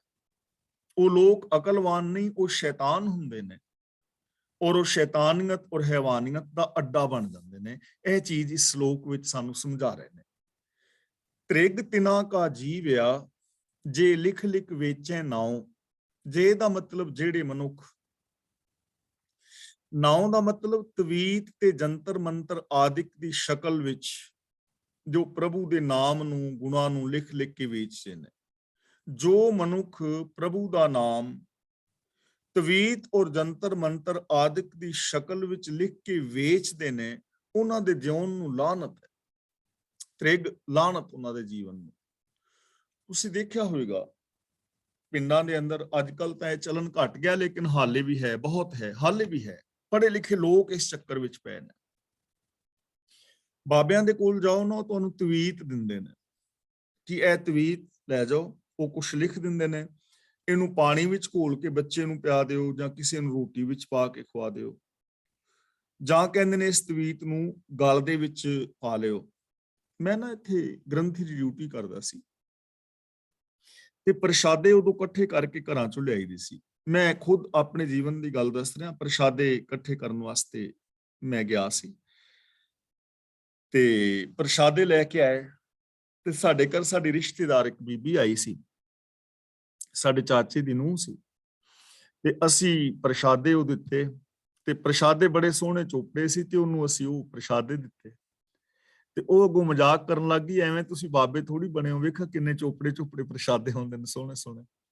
ਉਹਨੇ 2 ਗਰਾਈਆਂ ਖਾਧੀਆਂ, ਜਦੋਂ ਤੀਜੀ ਗਰਾਈ ਖਾਧੀ ਤੇ ਗਰਾਈ ਦੇ ਵਿੱਚੋਂ ਤਵੀਤ ਨਿਕਲ ਆਇਆ ਰੋਟੀ ਚੋਂ। ਸਾਡੇ ਆਪਣੀ ਗੱਲ ਹੈ ਘਰ, ਜਦੋਂ ਵਿੱਚੋਂ ਤਵੀਤ ਨਿਕਲਿਆ ਉਹ ਲਿਖਿਆ ਸੀ ਉੱਤੇ ਕੁਛ, ਵੇ ਮਰ ਜਾਓ ਤੁਸੀਂ, ਆ ਤੁਹਾਡਾ ਸਿਆਪਾ ਫਲਾਣਾ ਢਿੰਗੜਾ। ਉਹਨੇ ਮਤਲਬ ਐਵੇਂ ਕਰਨ ਲੱਗ ਗਈ। ਹਕੀਕਤ ਹੈ। ਚਲੋ ਮੈਂ ਉਹ ਤਵੀਤ ਜਿਹਾ ਤੇ ਮੈਂ ਤੇ ਜੇਬ ਵਿੱਚ ਪਾ ਲਿਆ। ਮੈਂ ਕਿਹਾ ਕੁਛ ਨਹੀਂ ਹੁੰਦਾ। ਉੱਥੇ ਇੱਕ ਪੰਡਤ ਜਿਹਾ ਆਉਂਦਾ ਸੀ, ਉਹ ਕਿਸੇ ਨੂੰ ਦੇ ਗਿਆ ਹੋਣਾ ਤੇ ਉਹ ਬੀਬੀ ਨੇ ਪਾਣਾ ਸੀ ਆਪਣੇ ਘਰ ਵਾਲੇ ਨੂੰ, ਰੋਟੀਆਂ ਉਹਨੂੰ ਦੇਣੀਆਂ ਸੀ, ਉਹ ਕੁਦਰਤੀ ਉਹ ਸਾਡੇ ਕੋਲ ਆ ਗਈਆਂ, ਕੀ ਜਿਸ ਤਰ੍ਹਾਂ ਵੀ ਹੋਇਆ। ਖੈਰ ਉਹ ਤੇ ਕੰਮ ਗਿਆ ਮੁੱਕ। ਤੇ ਸਾਡੇ ਚਾਚੇ ਦੀ ਨੂੰਹ ਹੈ ਵਿਚਾਰੀ, ਉਹ ਹੁਣ ਜਦੋਂ ਵਡੇਰੀ ਹੋਈ, ਉਹਦੇ ਗੋਡਿਆਂ 'ਚ ਪੀੜ ਹੋਵੇ, ਉਹਨੂੰ ਅੱਜ ਤੱਕ ਸ਼ੱਕ ਹੈ ਵੀ ਉਹਨਾਂ ਤਵੀਤਾਂ ਕਰਕੇ ਮੇਰੇ ਗੋਡਿਆਂ 'ਚ ਪੀੜ ਹੁੰਦੀ। ਤਾਂ ਇਹਨਾਂ ਚੀਜ਼ਾਂ ਦਾ ਜ਼ਿਕਰ ਕਰ ਰਹੇ ਨੇ ਕਿ ਲਾਹਨਤ ਹੈ ਉਹਨਾਂ ਲੋਕਾਂ ਦੀ ਜ਼ਿੰਦਗੀ ਨੂੰ ਜੋ ਲੋਕਾਂ ਦੇ ਅੰਦਰ ਐਸੇ ਵਹਿਮ ਔਰ ਭਰਮ ਪਾਉਂਦੇ ਨੇ। ਲਾਹਨਤ ਹੈ ਜ਼ਿੰਦਗੀ ਨੂੰ। ਅੱਜ ਵੀ ਅਸੀਂ ਵੇਖਦੇ ਹਾਂ ਕਿ ਬਹੁਤ ਸਾਰੇ ਲੋਕ ਤਵੀਤਾਂ ਦੇ ਉੱਤੇ ਲਿਖ ਕੇ ਦਿੰਦੇ ਨੇ। ਤੇ ਦੂਜੀ ਅਫਸੋਸ ਵਾਲੀ ਗੱਲ ਹੈ ਕਿ ਅਸੀਂ ਵੀ ਇਸ ਚੀਜ਼ ਤੋਂ ਨਹੀਂ ਬਚੇ। ਅਸੀਂ ਵੀ ਕਈ ਥਾਵਾਂ ਤੇ ਵੇਖਦੇ ਹਾਂ ਕਿ ਬਾਬੇ ਸ਼ਬਦ ਲਿਖ ਕੇ ਦੇ ਦਿੰਦੇ ਨੇ ਕਿ ਇਹ ਸ਼ਬਦ ਲਿਖ ਕੇ ਤੇ ਬੱਚੇ ਦੇ ਗਲ ਵਿੱਚ ਪਾ ਦਿਆ ਜੇ। ਲਾਹਨਤ ਹੈ ਐਸੀ ਜ਼ਿੰਦਗੀ ਨੂੰ। ਕਈ ਹੋਰ ਲੋਕ ਵੇਖੇ ਨੇ ਤੁਸੀਂ ਨਾ, ਕਈ ਵਾਰੀ ਨਿਸ਼ਾਨ ਸਾਹਿਬ ਬਦਲੀਏ ਤੇ ਕਈ ਲੋਕ ਉਥੋਂ ਲੈ ਜਾਂਦੇ ਨੇ ਛੋਟੀ ਟਾਕੀ ਤੇ ਉਹਨੂੰ ਤਵੀਤ ਦੇ ਵਿੱਚ ਪਾ ਲੈਂਦੇ ਨੇ। ਤਾਂ ਇਹ ਸਾਰਾ ਵਹਿਮ ਔਰ ਭਰਮ ਹੈ। ਇਧਰ ਧਿਆਨ ਦੇਣ ਦੀ ਲੋੜ ਹੈ। ਗੁਰੂ ਜੀ ਕਹਿੰਦੇ ਨੇ ਉਹ ਵਿਦਿਆ ਕੈਸੀ ਹੋਈ, ਉਹ ਅਕਲ ਕੈਸੀ ਹੋਈ। ਲਾਹਨਤ ਹੈ ਉਹਨਾਂ ਦੀ ਜ਼ਿੰਦਗੀ ਨੂੰ ਜੋ ਰੱਬ ਦੇ ਨਾਮ ਨੂੰ ਤਵੀਤਾਂ ਦੇ ਉੱਤੇ ਲਿਖ ਕੇ, ਤਵੀਤਾਂ ਦੀ ਸ਼ਕਲ ਵਿੱਚ ਦੇ ਕੇ ਲੋਕਾਂ ਨੂੰ ਗੁੰਮਰਾਹ ਕਰ ਰਹੇ ਨੇ, ਔਰ ਲੋਕਾਂ ਦਾ ਆਰਥਿਕ ਔਰ ਮਾਨਸਿਕ ਸ਼ੋਸ਼ਣ ਕਰ ਰਹੇ ਨੇ, ਔਰ ਲੋਕਾਂ ਨੂੰ ਅਸਲੀਅਤ ਤੋਂ ਤੋੜ ਕੇ ਵਹਿਮ ਭਰਮ ਪੈਦਾ ਕਰ ਰਹੇ ਨੇ, ਡਰ ਪੈਦਾ ਕਰ ਰਹੇ ਨੇ। ਲਾਹਨਤ ਹੈ ਐਸੀ ਜ਼ਿੰਦਗੀ। ਖੇਤੀ ਜਿਨ ਕੀ ਉਜੜੈ, ਖਲਵਾੜੇ ਕਿਆ ਥਾਉ। ਖਲਵਾੜਾ ਕਹਿੰਦੇ ਨੇ ਜਿੱਥੇ ਕਣਕ ਜਾਂ ਝੋਨਾ ਆਦਿਕ ਵੱਢ ਕੇ ਫਸਲ ਤੇ ਇਕੱਠੀ ਕਰੀ ਦੀ ਨਾ, ਇੱਕ ਜਗ੍ਹਾ ਤੇ ਕਣਕ, ਛੋਲੇ, ਜੌਂ, ਜਿਹੜੀ ਵੀ ਫਸਲ ਹੈ ਉਹ ਇਕੱਠੀ ਕਰ ਲਈ ਇੱਕ ਜਗ੍ਹਾ ਤੇ, ਫਿਰ ਉਹਨੂੰ ਫਲਿਆਂ ਦੇ ਨਾਲ ਗਾਹ ਕੇ ਤੇ ਤੂੜੀ ਔਰ ਫਸਲ ਅਲੱਗ ਕੀਤੀ ਜਾਂਦੀ ਸੀ। ਉਹਨੂੰ ਖਲਵਾੜਾ ਕਹਿੰਦੇ ਨੇ, ਜਿੱਥੇ ਸਾਰੀ ਫਸਲ ਇਕੱਠੀ ਕੀਤੀ ਜਾਏ। ਹੁਣ ਜਿਹੜੇ ਬੰਦੇ ਦੀ ਖੇਤੀ ਹੀ ਉੱਜੜ ਜਾਏ, ਮੰਨ ਲਓ ਸਪੋਜ਼ ਕਣਕ ਬੀਜੀ ਤੇ ਕਣਕ ਬੀਜਣ ਲੱਗਿਆ ਉਹਨੂੰ ਪਾਣੀ ਵਗੈਰਾ ਨਾ ਦਿੱਤਾ, ਕਣਕ ਥੋੜੀ ਜਿਹੀ ਹੋਰ ਵੱਡੀ ਹੋਈ, ਉਹਨੂੰ ਜਾਨਵਰਾਂ ਤੋਂ ਰਾਖੀ ਨਾ ਕੀਤੀ, ਕੁਛ ਮੱਝਾਂ ਗਾਵਾਂ ਅਵਾਰਾ ਖਾ ਗਈਆਂ, ਸਿੱਟੇ ਲੱਗੇ, ਥੋੜੇ ਬਹੁਤੇ ਜਿਹੜੇ ਬੱਚੇ ਉਹਨਾਂ ਨੂੰ ਜਾਨਵਰਾਂ ਨੂੰ ਨਾ ਡਾਇਆ, ਉਹ ਕਾਂ ਵਗੈਰਾ ਚੁੱਕ ਗਏ, ਚਿੜੀਆਂ, ਤੇ ਜਿਨ੍ਹਾਂ ਦੀ ਖੇਤੀ ਹੀ ਉੱਜੜ ਗਈ, ਖਲਵਾੜੇ ਵਿੱਚ ਹੁਣ ਕੀ ਪਾਣਗੇ? ਉਹਨਾਂ ਦੇ ਖਲਵਾੜੇ ਵਿੱਚ ਕੀ ਹੋਏਗਾ? ਕੁਛ ਵੀ ਨਾ। ਗੁਰੂ ਜੀ ਕਹਿੰਦੇ ਨੇ ਐਸੇ ਕੰਮ ਕਰਨ ਦੇ ਨਾਲ ਜਿਨ੍ਹਾਂ ਦੀ ਖੇਤੀ ਉੱਜੜਦੀ ਜਾ ਰਹੀ ਹੈ, ਉਹਨਾਂ ਦੇ ਅੰਦਰ ਕੀ ਬਚੇਗਾ? ਕੁਛ ਵੀ ਨਹੀਂ। ਉਹਨਾਂ ਦੇ ਅੰਦਰ ਸ਼ੁਭ ਗੁਣ ਕੀ ਬਚਣਗੇ? ਉਹ ਆਤਮਿਕ ਜੀਵਨ ਦਾ ਢੇਰ ਕਿੱਥੇ ਲਾਣਗੇ? ਉਹਨਾਂ ਦੇ ਜੀਵਨ ਅੰਦਰ ਸੁਖ ਸ਼ਾਂਤੀ ਕਿੱਥੇ ਪੈਦਾ ਹੋਏਗੀ? ਉਹਨਾਂ ਦੀ ਜ਼ਿੰਦਗੀ ਵਿੱਚ ਇਨਸਾਨੀਅਤ ਕਿੱਥੇ ਪੈਦਾ ਹੋਏਗੀ? ਜਿਹੜੇ ਐਸੇ ਕਰਮ ਕਰ ਰਹੇ ਨੇ, ਉਹਨਾਂ ਦੀ ਜ਼ਿੰਦਗੀ ਦਾ ਸਿੱਟਾ ਚੰਗਾ ਨਹੀਂ ਨਿਕਲੇਗਾ। ਐਸੇ ਕਰਮਾਂ ਦਾ ਸਿੱਟਾ ਮਾੜਾ ਨਿਕਲੇਗਾ, ਜੀਵਨ ਬਰਬਾਦ ਹੋ ਜਾਏ। ਸੱਚੇ ਸਰਮੇ ਬਾਹਰੇ ਅੱਗੇ ਲਹਿ ਨਾ ਦਾਦ। ਦਾਦ ਦਾ ਮਤਲਬ ਕਦਰ, ਸ਼ਾਬਾਸ਼। ਕਹਿੰਦੇ ਨਾ ਮੈਂ ਦਾਦ ਦਿੰਦਾ ਫਲਾਂ ਬੰਦੇ ਦੀ, ਕਦਰ ਕਰਦਾ, ਸ਼ਾਬਾਸ਼ ਦਿੰਦਾ। ਸੱਚੇ ਸਰਮੇ ਬਾਹਰੇ, ਇਹਦੇ ਅਰਥ ਦੋ ਤਰ੍ਹਾਂ ਕੀਤੇ ਨੇ। ਸੱਚੇ ਦਾ ਮਤਲਬ ਸੱਚ ਤੇ ਸਰਮ ਦਾ ਮਤਲਬ ਮਿਹਨਤ। ਜਿਨ੍ਹਾਂ ਨੇ ਸੱਚੀ ਮਿਹਨਤ ਨਹੀਂ ਕੀਤੀ, ਜੋ ਸਹੀ ਮਿਹਨਤ ਤੋਂ ਬਿਨਾਂ ਨੇ, ਅੱਗੇ ਲਹਿਣਾ ਦਾਦ, ਆਉਣ ਵਾਲੇ ਸਮੇਂ ਦੇ ਅੰਦਰ ਉਹਨਾਂ ਦੀ ਕਦਰ ਨਹੀਂ ਹੋਵੇਗੀ। ਅੱਗੇ ਦਾ ਮਤਲਬ ਫਿਊਚਰ ਅੰਦਰ। ਜਿਹੜੇ ਹੁਣ ਲੋਕ ਸੱਚੀ ਮਿਹਨਤ ਨਹੀਂ ਕਰ ਰਹੇ, ਉਹਨਾਂ ਨੂੰ ਆਉਣ ਵਾਲੇ ਜੀਵਨ ਵਿੱਚ ਸ਼ਾਬਾਸ਼ੀ ਨਹੀਂ ਮਿਲੇਗੀ। ਦੂਜਾ ਮੀਨਿੰਗ ਕੀਤਾ ਹੈ ਸੱਚ ਔਰ ਸ਼ਰਮ। ਸ਼ਰਮ ਦਾ ਮਤਲਬ ਉਦਮ, ਮੀਨਿੰਗ ਉੱਥੇ ਹੀ ਆ ਜਾਂਦਾ ਇੱਕੋ ਜਗ੍ਹਾ ਤੇ। ਜਿਨ੍ਹਾਂ ਨੇ ਸੱਚ ਵਾਸਤੇ ਉਦਮ ਨਹੀਂ ਕੀਤਾ, ਸੱਚੀ ਜ਼ਿੰਦਗੀ ਲਈ ਉਦਮ ਨਹੀਂ ਕੀਤਾ, ਜਿਨ੍ਹਾਂ ਨੇ ਮਨ, ਬਚਨ ਔਰ ਕਰਮ ਕਰਕੇ ਸੱਚ ਦੇ ਧਾਰਨੀ ਹੋਣ ਲਈ ਉਦਮ ਨਹੀਂ ਕੀਤਾ, ਅੱਗੇ ਲਹਿਣਾ ਦਾਦ, ਆਉਣ ਵਾਲੇ ਸਮੇਂ ਦੇ ਅੰਦਰ ਉਹਨਾਂ ਨੂੰ ਕਦਰ ਨਹੀਂ ਮਿਲੇਗੀ। ਉਹ ਰੱਬੀ ਹਜ਼ੂਰੀ ਵਿੱਚ ਮਾਨ ਨਹੀਂ ਪਾਣਗੇ। ਅਕਲ ਇਹ ਨਾ ਆਖੀਐ, ਅਕਲ ਗਵਾਈਐ ਬਾਦ। ਬਾਦ ਦਾ ਮਤਲਬ ਵਿਅਰਥ, ਫਜ਼ੂਲ ਝਗੜਿਆਂ ਵਿੱਚ। ਗੁਰੂ ਜੀ ਕਹਿੰਦੇ ਨੇ ਅਕਲ ਇਸ ਚੀਜ਼ ਨੂੰ ਨਹੀਂ ਕਿਹਾ ਜਾਂਦਾ, ਅਕਲ ਇਸ ਚੀਜ਼ ਨੂੰ ਨਹੀਂ ਕਿਹਾ ਜਾਂਦਾ ਕਿ ਅਕਲ ਨੂੰ ਵਿਅਰਥ ਗਵਾ ਲਈਏ। ਅਕਲ ਵਿਅਰਥ ਗਵਾ ਲੈਣਾ, ਇਹਨੂੰ ਅਕਲ ਨਹੀਂ ਕਿਹਾ ਜਾ ਸਕਦਾ। ਗਿਆਨ ਤੇ ਹੈ, ਪਰ ਉਸ ਗਿਆਨ ਨੂੰ ਪੁੱਠੇ ਕੰਮਾਂ ਵਿੱਚ ਗਵਾ ਲੈਣਾ, ਇਹਨੂੰ ਗਿਆਨ ਨਹੀਂ ਕਿਹਾ ਜਾ ਸਕਦਾ, ਇਹਨੂੰ ਅਕਲ ਨਹੀਂ ਕਿਹਾ ਜਾ ਸਕਦਾ। ਕਿ ਅਕਲ ਨੂੰ ਮਿਸਯੂਜ਼ ਕਰੇ, ਲੋਕਾਂ ਨੂੰ ਵਹਿਮਾਂ ਭਰਮਾਂ ਵਿੱਚ ਪਾਏ, ਲੋਕਾਂ ਨੂੰ ਤਵੀਤਾਂ ਟੂਣਿਆਂ ਦੇ ਚੱਕਰ ਵਿੱਚ ਪਾ ਦੇਵੇ, ਲੋਕਾਂ ਦੇ ਅੰਦਰ ਅੰਧ ਵਿਸ਼ਵਾਸ ਪੈਦਾ ਕਰੇ, ਲੋਕਾਂ ਦਾ ਇਮੋਸ਼ਨਲ ਬਲੈਕਮੇਲ ਕਰੇ, ਇਹਨੂੰ ਅਕਲ ਥੋੜੀ ਕਿਹਾ ਜਾਂਦਾ। ਇਹ ਅਕਲ ਥੋੜੀ ਕਿ ਅਕਲ ਨੂੰ ਐਵੇਂ ਵਿਅਰਥ ਝਗੜਿਆਂ ਦੇ ਵਿੱਚ ਗਵਾਏ, ਅਕਲ ਨੂੰ ਐਵੇਂ ਜ਼ਿੰਦਗੀ ਨੂੰ ਬਰਬਾਦ ਕਰਨ ਦੇ ਅੰਦਰ ਆਪਣੀ ਅਕਲ ਨੂੰ ਯੂਜ਼ ਕਰੇ, ਇਹਨੂੰ ਅਕਲ ਨਹੀਂ ਕਿਹਾ ਜਾਂਦਾ। ਅਕਲ ਉਹਨੂੰ ਕਿਹਾ ਜਾਂਦਾ ਹੈ ਜਿਹੜੀ ਅਕਲ ਸਾਨੂੰ ਸਹੀ ਪਾਸੇ ਲੈ ਕੇ ਜਾਏ, ਸੱਚ ਦੇ ਨਾਲ ਜੋੜੇ, ਸਮਾਜ ਵਿੱਚੋਂ ਬੁਰਾਈਆਂ ਨੂੰ ਖਤਮ ਕਰੇ। ਅਕਲ ਕਿਹਨੂੰ ਕਹਿੰਦੇ ਨੇ? ਅਕਲੀ। ਅਕਲੀ ਦਾ ਮਤਲਬ ਅਕਲ ਦਾ ਮਾਲਕ, ਅਕਲ ਵਾਲਾ। ਕਿਹਨੂੰ ਕਿਹਾ ਜਾਂਦਾ ਹੈ? ਅਕਲੀ ਸਾਹਿਬ ਸੇਵੀਐ। ਅਕਲ ਵਾਲਾ ਉਹਨੂੰ ਕਿਹਾ ਜਾਂਦਾ ਹੈ ਜਾਂ ਅਕਲ ਇਹ ਹੈ, ਸਾਹਿਬ ਸੇਵੀਏ, ਰੱਬ ਦੇ ਹੁਕਮ ਵਿੱਚ ਤੁਰੀਏ, ਰੱਬੀ ਸਿਫਤ ਸਲਾਹ ਕਰੀਏ, ਮਨ ਬਚਨ ਕਰਮ ਕਰਕੇ ਗੁਨਾਹ ਦਾ ਧਾਰਨੀ ਜਿਹੜਾ ਹੁੰਦਾ, ਉਹ ਬੰਦਾ ਅਕਲ ਵਾਲਾ ਹੈ। ਅਕਲ ਨੂੰ ਇਸ ਵਾਸਤੇ ਯੂਜ਼ ਕਰਨਾ ਚਾਹੀਦਾ ਹੈ, ਰੱਬੀ ਰਜ਼ਾ ਨੂੰ ਸਮਝਣ ਵਾਸਤੇ, ਰੱਬੀ ਰਜ਼ਾ ਵਿੱਚ ਤੁਰਨਾ ਚਾਹੀਦਾ ਹੈ। ਅਕਲ ਇਹ ਹੈ ਅਸਲ। ਅਕਲੀ ਪਾਈਐ ਮਾਨ। ਅਕਲ ਵਾਲਾ ਉਹਨੂੰ ਕਹਿੰਦੇ ਨੇ ਜਿਹੜਾ ਮਾਨ ਖੱਟੇ, ਇੱਜ਼ਤ ਖੱਟੇ, ਜਿਹੜਾ ਉਹ ਕੰਮ ਕਰੇ ਜਿਨ੍ਹਾਂ ਕੰਮਾਂ ਦੇ ਨਾਲ ਇੱਜ਼ਤ ਮਿਲੇ, ਜਿਨ੍ਹਾਂ ਕੰਮਾਂ ਦੇ ਨਾਲ ਸਤਿਕਾਰ ਮਿਲੇ। ਤੇ ਸਤਿਕਾਰ ਕਿਹਨਾਂ ਕੰਮਾਂ ਨਾਲ ਮਿਲੇਗਾ? ਸਚਾਈ, ਦਇਆ, ਧਰਮ, ਧੀਰਜ, ਗਿਆਨ, ਵਿਰਾਗ, ਨਿਮਰਤਾ, ਇੱਕ ਦੂਜੇ ਦੀ ਹੈਲਪ ਕਰਨੀ, ਇਮਾਨਦਾਰੀ ਵਾਲੀ ਜ਼ਿੰਦਗੀ ਜੀਣੀ, ਉੱਚੇ ਸੁੱਚੇ ਜੀਵਨ ਨੂੰ ਜੀਣਾ, ਆਚਰਨ ਆਦਰਸ਼ ਵਾਲਾ, ਤਾਂ ਹੀ ਮਾਨ ਮਿਲੇਗਾ ਨਾ।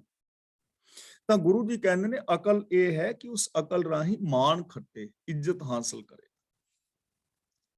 ਅਕਲੀ ਪੜ ਕੇ ਬੁੱਝੀਐ। ਅਕਲੀ ਦਾ ਮਤਲਬ ਅਕਲ ਵਾਲਾ। ਅਕਲ ਇਹ ਹੈ ਕਿ ਪ੍ਰਭੂ ਦੀ ਸਿਫਤ ਸਲਾਹ ਪੜ ਕੇ, ਜਾਣਕਾਰੀ ਹਾਸਲ ਕਰਕੇ ਬੁੱਝੀਏ ਦਾ ਮਤਲਬ ਉਹਨੂੰ ਅਮਲ ਵਿੱਚ ਲਿਆਈਏ, ਸਮਝੀਏ।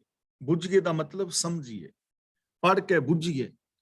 ਅਕਲ ਇਹ ਹੈ ਕਿ ਪੜ੍ਹ ਕੇ, ਵਿਦਿਆ ਪੜ੍ਹ ਕੇ, ਧਰਮ ਗ੍ਰੰਥ ਪੜ੍ਹ ਕੇ ਬੁੱਝੀਏ ਦਾ ਮਤਲਬ ਆਪਣੇ ਅੰਦਰ ਸਹੀ ਸਮਝ ਪੈਦਾ ਕਰੀਏ, ਜੀਵਨ ਦੇ ਸਹੀ ਰਾਸਤੇ ਨੂੰ ਸਮਝੀਏ, ਜੀਵਨ ਦੀ ਅਸਲੀਅਤ ਨੂੰ ਸਮਝੀਏ।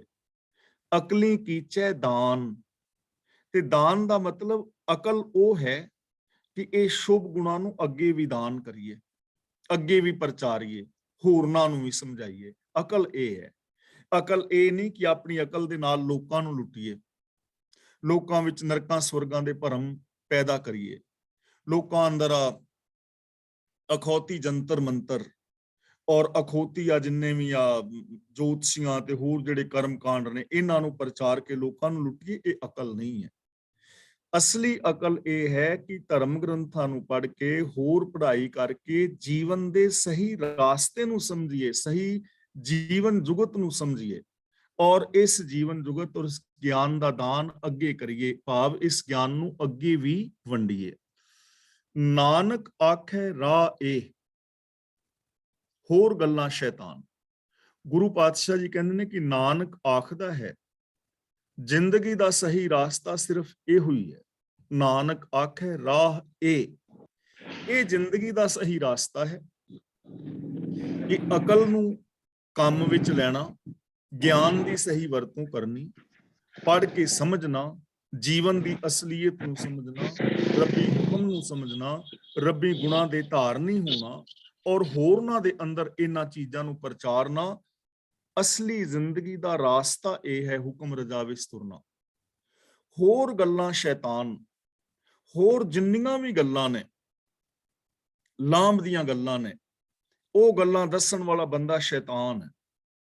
ਹੋਰ ਗੱਲਾਂ ਸ਼ੈਤਾਨ ਜਿਹੜਾ ਰੱਬੀ ਰਜ਼ਾ ਤੋਂ ਉਲਟ ਗੱਲ ਕਰਦਾ ਹੈ ਨਾ, ਗੁਰੂ ਜੀ ਕਹਿੰਦੇ ਨੇ ਉਹ ਸ਼ੈਤਾਨ ਹੈ ਬੰਦਾ, ਸ਼ੈਤਾਨੀਅਤ ਦਾ ਅੱਡਾ ਹੈ ਉਹ ਬੰਦਾ। ਉਹ ਤੁਹਾਡੇ ਅੰਦਰ ਸ਼ੈਤਾਨੀਅਤ ਔਰ ਹੈਵਾਨੀਅਤ ਪੈਦਾ ਕਰੇਗਾ। ਔਰ ਹਕੀਕਤ ਇਹੀ ਹੈ, ਸ਼ੈਤਾਨ ਨੇ ਉਹ ਲੋਕ ਜੋ ਰੱਬੀ ਰਜ਼ਾ ਤੋਂ ਉਲਟ ਕੁਛ ਕਹਿ ਰਹੇ ਨੇ, ਪ੍ਰਚਾਰ ਰਹੇ ਨੇ ਔਰ ਲੋਕਾਂ ਨੂੰ ਲੁੱਟ ਰਹੇ ਨੇ। ਭੋਲੇ ਭਾਲੇ ਲੋਕਾਂ ਦੇ ਉੱਤੇ ਤਰਸ ਵੀ ਆਉਂਦਾ, ਰੋਣ ਆਉਂਦਾ ਹੈ, ਔਰ ਐਸੇ ਲੋਕਾਂ ਤੇ ਅਫਸੋਸ ਵੀ ਆਉਂਦਾ ਹੈ ਜੋ ਸੱਚ ਨੂੰ ਛੱਡ ਕੇ ਤੇ ਕਿਵੇਂ ਗਲਤ ਕੁਛ ਪ੍ਰਚਾਰ ਕੇ ਟੂਣੇ, ਤਵੀਤ, ਜੰਤਰ ਮੰਤਰ, ਭੂਤ ਪ੍ਰੇਤ ਤੇ ਮੰਗਲਵਾਰ ਸ਼ਨੀਵਾਰ ਦੇ ਵਾਰਾਂ ਦੇ ਭਰਮ ਭੇਦ ਤੇ ਹੋਰ ਕਿੰਨਾ ਕੁਛ ਪ੍ਰਚਾਰ ਕੇ ਲੋਕਾਂ ਦੇ ਅੰਦਰ ਅੰਧ ਵਿਸ਼ਵਾਸ ਪੈਦਾ ਕੀਤੇ। ਗੁਰੂ ਜੀ ਕਹਿੰਦੇ ਨੇ ਜੋ ਰੱਬੀ ਰਜ਼ਾ ਤੋਂ ਉਲਟ ਗੱਲ ਕਰਦਾ ਹੈ ਨਾ, ਉਹ ਸ਼ੈਤਾਨ ਹੈ। ਤੇ ਸੱਚ ਦਾ ਰਾਹ ਇੱਕੋ ਹੀ ਹੈ, ਹੁਕਮ ਰਜ਼ਾਈ ਚੱਲਣਾ। ਮਹਿਲਾ ਦੂਜਾ, ਜੈਸਾ ਕਰੇ ਕਹਾਵੇ ਤੈਸਾ, ਐਸੀ ਬਣੀ ਜ਼ਰੂਰਤ। ਜ਼ਰੂਰਤ ਦਾ ਮਤਲਬ ਲੋੜ। ਕਹਿੰਦੇ ਨੇ ਅੱਜ ਇਸ ਗੱਲ ਦੀ ਲੋੜ ਹੈ, ਪਾਣੀ ਦੀ ਲੋੜ ਹੈ ਤਾਂ ਪਿਆਸ ਬੁੱਝੇਗੀ, ਜੇ ਪਾਣੀ ਨਾ ਮਿਲਿਆ ਤੇ ਪਿਆਸ ਨਹੀਂ ਬੁੱਝਣੀ। ਲੋੜ ਹੈ ਪਾਣੀ ਦੀ, ਲੋੜ ਹੈ ਇਸ ਚੀਜ਼ ਦੀ। ਹੁਣ ਨਾ ਫਸਲਾਂ ਸੁੱਕ ਰਹੀਆਂ ਨੇ, ਮੀਂਹ ਦੀ ਲੋੜ ਹੈ, ਜੇ ਕਿਤੇ ਮੀਂਹ ਪੈ ਜਾਏ ਤਾਂ ਫਸਲਾਂ ਠੀਕ ਹੋਣਗੀਆਂ। ਜ਼ਰੂਰਤ, ਲੋੜ, ਐਸੀ ਬਣੀ ਜ਼ਰੂਰਤ, ਐਸੀ ਲੋੜ ਹੈ। ਕਿਹੜੀ ਲੋੜ ਹੈ ਜ਼ਿੰਦਗੀ ਵਿੱਚ? ਜੈਸਾ ਕਰੇ ਕਹਾਵੇ ਤੈਸਾ। ਲੋੜ ਇਸ ਗੱਲ ਦੀ ਹੈ ਕਿ ਜਿਹੋ ਜੇ ਮਨੁੱਖ ਕੰਮ ਕਰਦਾ ਹੈ, ਉਹੋ ਜਿਹਾ ਹੀ ਉਹਦਾ ਨਾਮ ਪੈ ਜਾਂਦਾ, ਉਹੋ ਜਿਹਾ ਹੀ ਉਹਨੂੰ ਕਹਾਉਣਾ ਚਾਹੀਦਾ। ਜੈਸਾ ਕਰੇ ਕਹਾਵੇ ਤੈਸਾ, ਜਿਹੋ ਜਿਹਾ ਕਰਦਾ ਉਹੋ ਜਿਹਾ ਹੀ ਕਹਾਏ। ਯਾਨੀ ਕਥਨੀ ਔਰ ਕਰਨੀ ਦਾ ਇੱਕ ਹੋਣਾ ਚਾਹੀਦਾ ਬੰਦਾ। ਜੇ ਚੋਰੀ ਕਰਦਾ ਹੈ ਤੇ ਕਹਿ ਕਿ ਮੈਂ ਚੋਰ ਕਰਨਾ, ਫਿਰ ਚੋਰੀ ਅਖਵਾਏ, ਚੋਰ ਅਖਵਾਏ। ਜਿਹੜਾ ਚੋਰੀ ਕਰੇਗਾ ਉਹਨੂੰ ਚੋਰ ਅਖਵਾਣਾ ਪਵੇਗਾ, ਜਿਹੜਾ ਝੂਠ ਬੋਲੇਗਾ ਉਹਨੂੰ ਝੂਠਾ ਅਖਵਾਣਾ ਪਵੇਗਾ, ਜਿਹੜਾ ਪਾਪ ਕਰੇਗਾ ਉਹਨੂੰ ਪਾਪੀ ਅਖਵਾਣਾ ਪਏਗਾ, ਉਹਨੂੰ ਪਾਪੀ ਕਹਿਣਾ ਚਾਹੀਦਾ। ਇਹ ਜ਼ਰੂਰਤ ਹੈ ਅੱਜ ਦੀ। ਤਾਂ ਗੁਰੂ ਜੀ ਕਹਿੰਦੇ ਨੇ ਅਵਸ਼ੋਂ ਹੀ ਐਸੀ ਮਰਿਆਦਾ ਜ਼ਰੂਰਤ ਬਣੀ ਹੋਈ ਹੈ। ਮਨੁੱਖ ਜਿਹੋ ਜਿਹੇ ਕੰਮ ਕਰਦਾ ਹੈ ਉਹੋ ਜਿਹਾ ਉਹਦਾ ਨਾਮ ਪੈ ਜਾਂਦਾ ਹੈ। ਤੇ ਲੋੜ ਕਿਸ ਗੱਲ ਦੀ ਹੈ? ਜਿਵੇਂ ਅੱਗੇ ਇੱਕ ਮਿਸਾਲ ਦੇ ਕੇ ਸਮਝਾ ਰਹੇ ਨੇ, ਹੋਵੇ ਲਿੰਗ, ਇਹਨੂੰ ਲਿੰਗ ਨਹੀਂ ਪੜਨਾ, ਗੰਗਾ ਪੜਨਾ ਹੈ, ਲਿੰਗ। ਹੋਵੇ ਲਿੰਗ ਝਿੰਗ ਨਹਿ ਹੋਵੇ, ਐਸੀ ਕਹੀ ਹੈ ਸੂਰਤ। ਲਿੰਗ ਦਾ ਮਤਲਬ ਨਰੋਏ ਅੰਗ, ਝਿੰਗ ਦਾ ਮਤਲਬ ਝੜੇ ਹੋਏ ਅੰਗ। ਐਸੀ ਕਹੀਏ ਸੂਰਤ ਦਾ ਮਤਲਬ ਐਸੀ ਸੂਰਤ ਮਨੁੱਖਾ ਸੂਰਤ ਆਖੀ ਦੀ ਹੈ।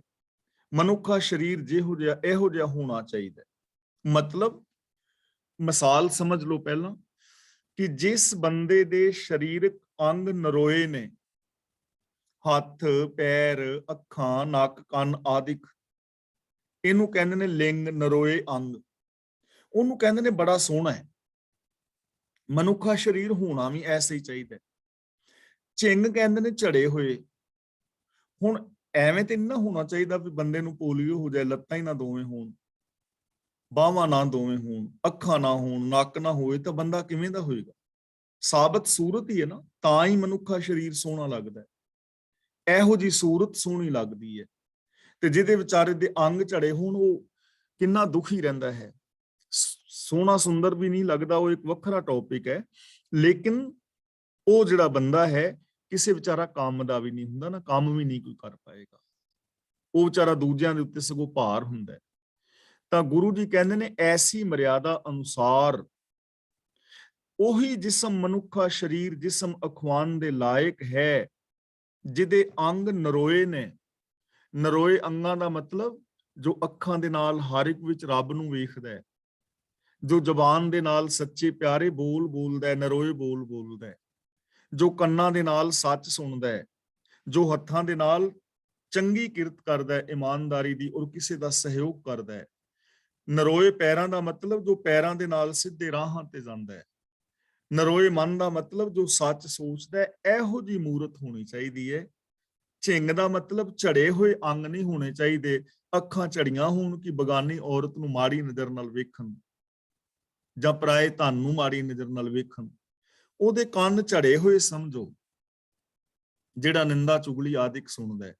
ਉਹਦੀ ਜ਼ਬਾਨ ਝੜੀ ਹੋਈ ਸਮਝੋ, ਜ਼ਬਾਨ ਉਹਦੀ ਸੋਹਣੀ ਨਹੀਂ ਜੋ ਖਰਵੇ ਬੋਲ ਤੇ ਨਿੰਦਾ ਚੁਗਲੀ ਬੋਲਦਾ ਹੈ। ਉਹਦੇ ਹੱਥ ਝੜੇ ਹੋਈ ਸਮਝੋ, ਜੋ ਕਿਸੇ ਦਾ ਸਹਿਯੋਗ ਨਹੀਂ ਕਰਦਾ, ਠੱਗੀਆਂ ਮਾਰਦਾ ਹੈ। ਤਾਂ ਗੁਰੂ ਜੀ ਕਹਿੰਦੇ ਨੇ ਐਸੀ ਸੂਰਤ ਹੋਣੀ ਚਾਹੀਦੀ ਹੈ। ਸ਼ੁਭ ਗੁਣਾਂ ਵਾਲੇ ਨਰੋਏ ਅੰਗ ਹੋਣ, ਅਸ਼ੁਭ ਗੁਣ ਨਾ ਹੋਣ ਜ਼ਿੰਦਗੀ ਦੇ ਅੰਦਰ। ਜੋ ਉਸ ਇੱਛੇ, ਇਹਨੂੰ ਉਸ ਨਹੀਂ ਪੜਨਾ, ਉਸ, ਜੋ ਉਸ ਇੱਛੇ ਸੋ ਫਲ ਪਾਏ, ਤਾਂ ਨਾਨਕ ਕਹੀਏ ਮੂਰਤ। ਮੂਰਤ ਦਾ ਮਤਲਬ ਮਨੁੱਖਾ ਹਸਤੀ, ਮਨੁੱਖ, ਇਨਸਾਨ। ਉਸ ਇੱਛੇ ਦਾ ਮਤਲਬ ਜੋ ਪ੍ਰਭੂ ਦੇ ਮਿਲਾਪ ਦੀ ਇੱਛਾ ਰੱਖਦਾ ਹੈ, ਜਿਹਦੇ ਜੀਵਨ ਦਾ ਗੋਲ ਰੱਬ ਵਰਗੇ ਹੋ ਜਾਣਾ ਹੈ। ਕਿਵ ਸਚਿਆਰਾ ਹੋਈ ਹੈ, ਸਚਿਆਰ ਰੱਬ ਹੈ ਨਾ, ਤੂੰ ਕਰਤਾ ਸਚਿਆਰ ਮੈਂਡਾ ਸਾਈਂ। ਜੋ ਇਹ ਇੱਛਾ ਰੱਖਦਾ ਹੈ ਕਿ ਮੈਂ ਰੱਬ ਵਰਗੇ ਹੋ ਕੇ ਜ਼ਿੰਦਗੀ ਜੀਣਾ ਹੈ, ਮੈਂ ਆਪਣੇ ਜੀਵਨ ਨੂੰ ਰੱਬ ਵਰਗਾ ਬਣਾਉਣਾ ਹੈ, ਮੈਂ ਰੱਬ ਦੇ ਵਿੱਚ ਮਿਲਣਾ ਹੈ, ਮੈਂ ਸਚਿਆਰ ਹੋਣਾ ਹੈ। ਜੋ ਉਸ ਇੱਛੇ, ਜਿਹਦੀ ਇੱਛਾ ਇਹ ਹੈ, ਜਿਹਦਾ ਗੋਲ ਇਹ ਹੈ, ਸੋ ਫਲ ਪਾਏ, ਤੇ ਉਸ ਫਲ ਨੂੰ ਪ੍ਰਾਪਤ ਵੀ ਕਰ ਲੈ, ਉਹਦੇ ਵਿੱਚ ਮਿਲ ਵੀ ਜਾਏ, ਰੱਬ ਵਰਗਾ ਹੋ ਵੀ ਜਾਏ, ਤਾਂ ਨਾਨਕ ਕਹੀਏ ਮੂਰਤ। ਗੁਰੂ ਜੀ ਕਹਿੰਦੇ ਨੇ ਤਾਂ ਫਿਰ ਉਹਨੂੰ ਮਨੁੱਖ ਕਿਹਾ ਜਾ ਸਕਦਾ ਹੈ, ਤਾਂ ਉਹਨੂੰ ਇਨਸਾਨ ਕਿਹਾ ਜਾ ਸਕਦਾ ਹੈ। ਤਾਂ ਗੁਰੂ ਜੀ ਕਹਿੰਦੇ ਨੇ ਉਹ ਹਸਤੀ ਮਨੁੱਖਾ ਹਸਤੀ ਕਹੀ ਜਾਣੀ ਚਾਹੀਦੀ ਹੈ, ਜਿਹਦੇ ਅੰਦਰ ਪ੍ਰਭੂ ਨੂੰ ਮਿਲਣ ਦੀ ਤਾਂਘ ਹੋਵੇ, ਤੇ ਇਸ ਤਾਂਘ ਮੁਤਾਬਕ ਉਹਨੂੰ ਪ੍ਰਭੂ ਮਿਲਾਪ ਦਾ ਫਲ ਪ੍ਰਾਪਤ ਹੋ ਜਾਏ, ਰੱਬ ਵਰਗਾ ਹੋ ਕੇ ਜੀਵੇ। ਉਹ ਬੰਦਾ ਇਨਸਾਨ ਅਖਵਾਨ ਦਾ ਹੱਕਦਾਰ ਹੈ। ਉਹ ਇਨਸਾਨ, ਇਹ ਜ਼ਿੰਦਗੀ ਦਾ ਗੋਲ ਹੋਣਾ ਚਾਹੀਦਾ ਹੈ, ਔਰ ਇਸ ਗੋਲ ਨੂੰ ਪ੍ਰਾਪਤ ਕਰਨ ਵਾਲਾ ਹੀ ਇਨਸਾਨ ਹੈ। ਜੇ ਐਸਾ ਨਹੀਂ ਤਾਂ ਫਿਰ ਕੀ ਹੈ? ਕਰਤੂਤ ਪਸ਼ੂ ਕੀ, ਮਾਨਸ ਜਾਤ, ਲੋਕ ਪਚਾਰਾ ਕਰੇ दिन रात, फिर ता आवन आए सृष्ट में बिन बूझे पछतोर वाली अवस्था है। पौड़ी, सतगुर अमृत बिरख है, अमृत रस फलिया।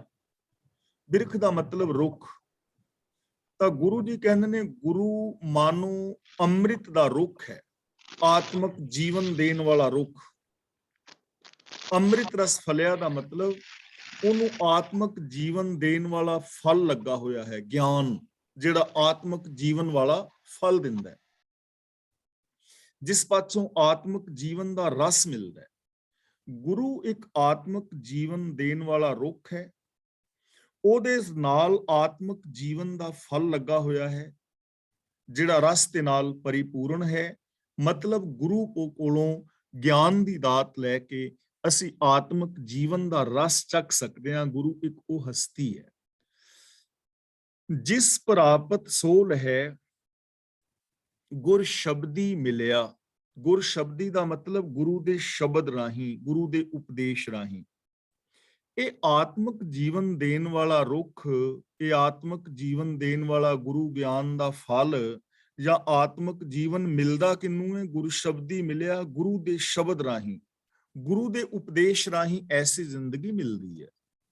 ਯਾਨੀ ਜੋ ਗੁਰੂ ਦੇ ਦਿੱਤੇ ਵੇ ਆਫ ਲਾਈਫ ਨੂੰ ਫੋਲੋ ਕਰਦੇ ਨੇ, ਉਹਨਾਂ ਨੂੰ ਐਸਾ ਜੀਵਨ ਮਿਲ ਜਾਂਦਾ ਹੈ। ਤੇ ਮਿਲਦਾ ਕਿਹਨੂੰ ਹੈ? ਜਿਸ ਪ੍ਰਾਪਤ, ਜਿਹਦੇ ਭਾਗਾਂ ਵਿੱਚ ਹੈ। ਭਾਗਾਂ ਦਾ ਮਤਲਬ ਇਹ ਨਹੀਂ ਕਿ ਪਿਛਲੇ ਜਨਮਾਂ ਦੀ ਲਿਖੀ ਕਿਸਮਤ, ਜਿਨਨੇ ਆਪਣੇ ਅੰਦਰ ਚੰਗੇ ਸੰਸਕਾਰ ਲਿਖੇ ਨੇ, ਜਿਨਨੇ ਉਦਮ ਕੀਤਾ ਹੈ, ਜਿਨਨੇ ਐਸੀ ਸੋਚ ਸੋਚੀ ਹੈ, ਜਿਨਨੇ ਆਪਣੇ ਅੰਦਰ ਐਸੇ ਵਿਚਾਰ ਪੈਦਾ ਕੀਤੇ ਨੇ, ਉਹਨਾਂ ਨੂੰ ਗੁਰੂ ਸ਼ਬਦ ਰਾਹੀਂ ਇਹ ਦਾਤ ਮਿਲ ਜਾਂਦੀ ਹੈ। ਜਿਸ ਪ੍ਰਾਪਤ ਦਾ ਮਤਲਬ ਜਿਸ ਨੇ ਐਸੀ ਚੀਜ਼ ਨੂੰ ਏਮ ਬਣਾਇਆ ਹੈ, ਗੁਰੂ ਦੇ ਸ਼ਬਦ ਉਪਦੇਸ਼ ਰਾਹੀਂ ਉਹਨੂੰ ਇਹ ਗੋਲ ਮਿਲ ਜਾਂਦਾ ਹੈ। ਸਤਿਗੁਰ ਕੈ ਭਾਣੈ ਜੋ ਚੱਲੈ ਹਰ ਸੇਤੀ ਰਲਿਆ।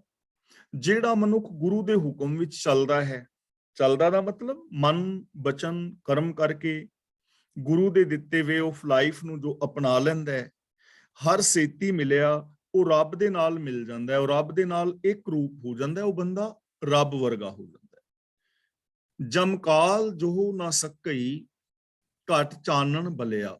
ਘਟ ਦਾ ਮਤਲਬ ਹਿਰਦੇ ਵਿੱਚ, ਜਮਕਾਲ ਦਾ ਮਤਲਬ ਆਤਮਕ ਮੌਤ, ਚਾਨਣ ਬਲਿਆ ਦਾ ਮਤਲਬ ਗਿਆਨ ਦਾ ਚਾਨਣਾ ਹੋ ਗਿਆ। ਉਸ ਮਨੁੱਖ ਨੂੰ ਆਤਮਕ ਮੌਤ ਵੇਖ ਵੀ ਨਹੀਂ ਸਕਦੀ। ਆਤਮਕ ਮੌਤ ਨੇੜੇ ਆਉਣਾ ਤਾਂ ਦੂਰ ਦੀ ਗੱਲ, ਦੂਰੋਂ ਵੇਖ ਵੀ ਨਹੀਂ ਸਕਦੀ। ਆਤਮਕ ਮੌਤ ਉਹਦੇ ਤੋਂ ਇੰਨੀ ਦੂਰ ਹੁੰਦੀ ਹੈ ਜਿੱਥੇ ਆਤਮਕ ਮੌਤ ਦੀ ਨਜ਼ਰ ਵੀ ਨਹੀਂ ਪਹੁੰਚਦੀ।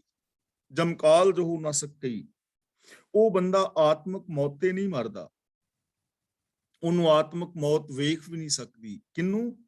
ਘਟ ਚਾਨਣ ਬਲਿਆ, ਜਿਹਦੇ ਹਿਰਦੇ ਦੇ ਅੰਦਰ ਗੁਰੂ ਗਿਆਨ ਦਾ ਦੀਵਾ ਜਗ ਰਿਹਾ ਹੈ, ਜਿਸ ਦੇ ਅੰਦਰ ਗਿਆਨ ਹੈ, ਜੋ ਗੁਰੂ ਦੇ ਗਿਆਨ ਨੂੰ ਵਰਤੋਂ ਵਿੱਚ ਲਿਆ ਰਿਹਾ ਹੈ। ਨਾਨਕ ਬਖਸ਼ ਮਿਲਾਇਨ ਫਿਰ ਗਰਭ ਨਾ ਗਲਿਆ। ਬਖਸ਼ ਦਾ ਮਤਲਬ ਰਹਿਮਤ ਕਰਕੇ, ਮਿਲਾਇਨ ਦਾ ਮਤਲਬ ਮਿਲਾ ਲੈਣੇ, ਗਰਭ ਦਾ ਮਤਲਬ ਹੈ ਅੱਗ, ਤੇ ਗਲਿਆ ਦਾ ਮਤਲਬ ਗਲ ਜਾਣਾ, ਸੜ ਜਾਣਾ। ਜਿਵੇਂ ਕੋਈ ਚੀਜ਼ ਸੜ ਜਾਏ ਤੇ ਅਸੀਂ ਕਹਿੰਦੇ ਆ ਸੜ ਗਈ, ਤੇ ਗਲੇ ਹੋਏ ਜਿਹੜੇ ਫਲ ਨੇ ਅਸੀਂ ਕਹਿੰਦੇ ਨਾ ਸੇਬ ਤੇ ਸੜ ਗਏ ਨੇ, ਗੰਢੇ ਗਲ ਗਏ ਨੇ, ਸੜ ਗਏ ਨੇ। ਗਲਣ ਦਾ ਮਤਲਬ ਸੜ ਜਾਣਾ। ਗਰਭ ਦਾ ਮਤਲਬ ਅੱਗ, ਵਿਕਾਰਾਂ ਦੀ ਅੱਗ, ਤ੍ਰਿਸ਼ਨਾ ਦੀ ਅੱਗ। ਤਾਂ ਗੁਰੂ ਜੀ ਕਹਿੰਦੇ ਨੇ, ਹੇ ਨਾਨਕ, ਜਿਨ੍ਹਾਂ ਨੂੰ ਪ੍ਰਭੂ ਬਖਸ਼ਿਸ਼ ਕਰਕੇ ਆਪਣੇ ਨਾਲ ਮਿਲਾ ਲੈਂਦਾ, ਜੋ ਗੁਰੂ ਗਿਆਨ ਵਾਲੀ ਜ਼ਿੰਦਗੀ ਜੀਂਦੇ ਨੇ, ਫਿਰ ਗਰਭ ਨਾ ਗਲਿਆ ਦਾ ਮਤਲਬ ਮੁੜ ਕੇ ਉਹ ਵਿਕਾਰਾਂ ਦੀ ਅੱਗ ਵਿੱਚ ਸੜਦੇ ਨਹੀਂ, ਫਿਰ ਉਹ ਤ੍ਰਿਸ਼ਨਾ ਦੀ ਅੱਗ ਵਿੱਚ ਸੜਦੇ ਨਹੀਂ, ਫਿਰ ਉਹ ਇਸ ਜ਼ਿੰਦਗੀ ਦੇ ਅੰਦਰ ਤ੍ਰਿਸ਼ਨਾ ਤੋਂ, ਵਿਕਾਰਾਂ ਤੋਂ ਔਰ ਐਸੀ ਜਲਨ ਤੋਂ ਬਿਲਕੁਲ ਬਚ ਜਾਂਦੇ ਨੇ। ਤਾਂ ਜੇ ਅਸੀਂ ਵੀ ਚਾਹੁੰਦੇ ਹਾਂ ਕਿ ਸਾਡੀ ਜ਼ਿੰਦਗੀ ਵੀ ਐਸੀ ਮਹਾਨ ਹੋਵੇ, ਤਾਂ ਸਾਨੂੰ ਵੀ ਆਪਣੀ ਅਕਲ ਦੀ ਸਹੀ ਵਰਤੋਂ ਕਰਨੀ ਚਾਹੀਦੀ ਹੈ। ਅਕਲ ਵਾਸਤਵ ਦੇ ਅੰਦਰ ਉਹ ਹੈ ਜੋ ਸਾਨੂੰ ਰੱਬੀ ਗੁਣਾਂ ਨਾਲ ਜੋੜੇ, ਇਨਸਾਨੀਅਤ ਸਾਡੇ ਅੰਦਰ ਪੈਦਾ ਕਰੇ। ਤੇ ਜਿਹੜਾ ਬੰਦਾ ਐਸੀ ਗੱਲ ਨਹੀਂ ਕਰਦਾ, ਜਾਂ ਸੱਚ ਨਾਲੋਂ, ਰੱਬੀ ਰਜ਼ਾ ਨਾਲੋਂ ਤੋੜ ਕੇ ਟੂਣੇ ਤਵੀਤ ਤੇ ਵਹਿਮਾਂ ਭਰਮਾਂ ਦੇ ਅੰਦਰ ਪਾਉਂਦਾ ਹੈ, ਜਾਂ ਐਸੇ ਕਰਮ ਕਰਦਾ ਹੈ, ਐਸੇ ਬੰਦੇ ਦੀ ਜੀਵਨ ਨੂੰ ਲਾਨਤ ਗੁਰੂ ਜੀ ਪਾ ਰਹੇ ਨੇ। ਔਰ ਨਾਲ ਦੱਸ ਰਹੇ ਨੇ, ਇਹ ਅਕਲ ਨਹੀਂ ਕਿ ਆਪਣੇ ਜੀਵਨ ਨੂੰ ਬੇਕਾਰ ਗਵਾ ਲਿਆ ਜਾਏ। ਇਸ ਲਈ ਅਕਲ ਦੀ ਸਹੀ ਵਰਤੋਂ ਕਰਕੇ ਗੁਰੂ ਦੇ ਗਿਆਨ ਮੁਤਾਬਕ ਜ਼ਿੰਦਗੀ ਜੀ ਕੇ ਰੱਬ ਵਰਗੇ ਹੋ ਕੇ ਜੀਣ ਦਾ ਯਤਨ ਹਰ ਇਨਸਾਨ ਨੂੰ ਕਰਨਾ ਚਾਹੀਦਾ। ਤਾਂ ਅੱਜ ਦੀ ਵਿਚਾਰ ਇੱਥੇ ਸਮਾਪਤ ਕਰਦੇ ਹਾਂ ਜੀ। ਅੱਜ ਦੀ ਇਸ ਵਿਚਾਰ ਵਿੱਚ ਜੇ ਕਿਸੇ ਵੀਰ ਭੈਣ ਦਾ ਕੋਈ ਸਵਾਲ ਹੈ ਛੋਟਾ ਮੋਟਾ, ਤਾਂ ਆਪ ਸਵਾਲ ਕਰ ਸਕਦੇ ਹੋ। ਔਰ ਜੇ ਕਿਸੇ ਵੀਰ ਭੈਣ ਨੇ ਆਪਣੇ ਵਿਚਾਰ ਦੇਣੇ ਨੇ ਤਾਂ ਉਹ ਵਿਚਾਰ ਦੇ ਸਕਦੇ ਹੋ। ਅਗਲੀ ਕਲਾਸ ਦੀ ਕਾਰਵਾਈ ਭੈਣ ਦਵਿੰਦਰ ਕੌਰ ਜੀ ਕਰ ਰਹੇ ਨੇ। ਵਾਹਿਗੁਰੂ ਜੀ ਕਾ ਖਾਲਸਾ, ਵਾਹਿਗੁਰੂ ਜੀ।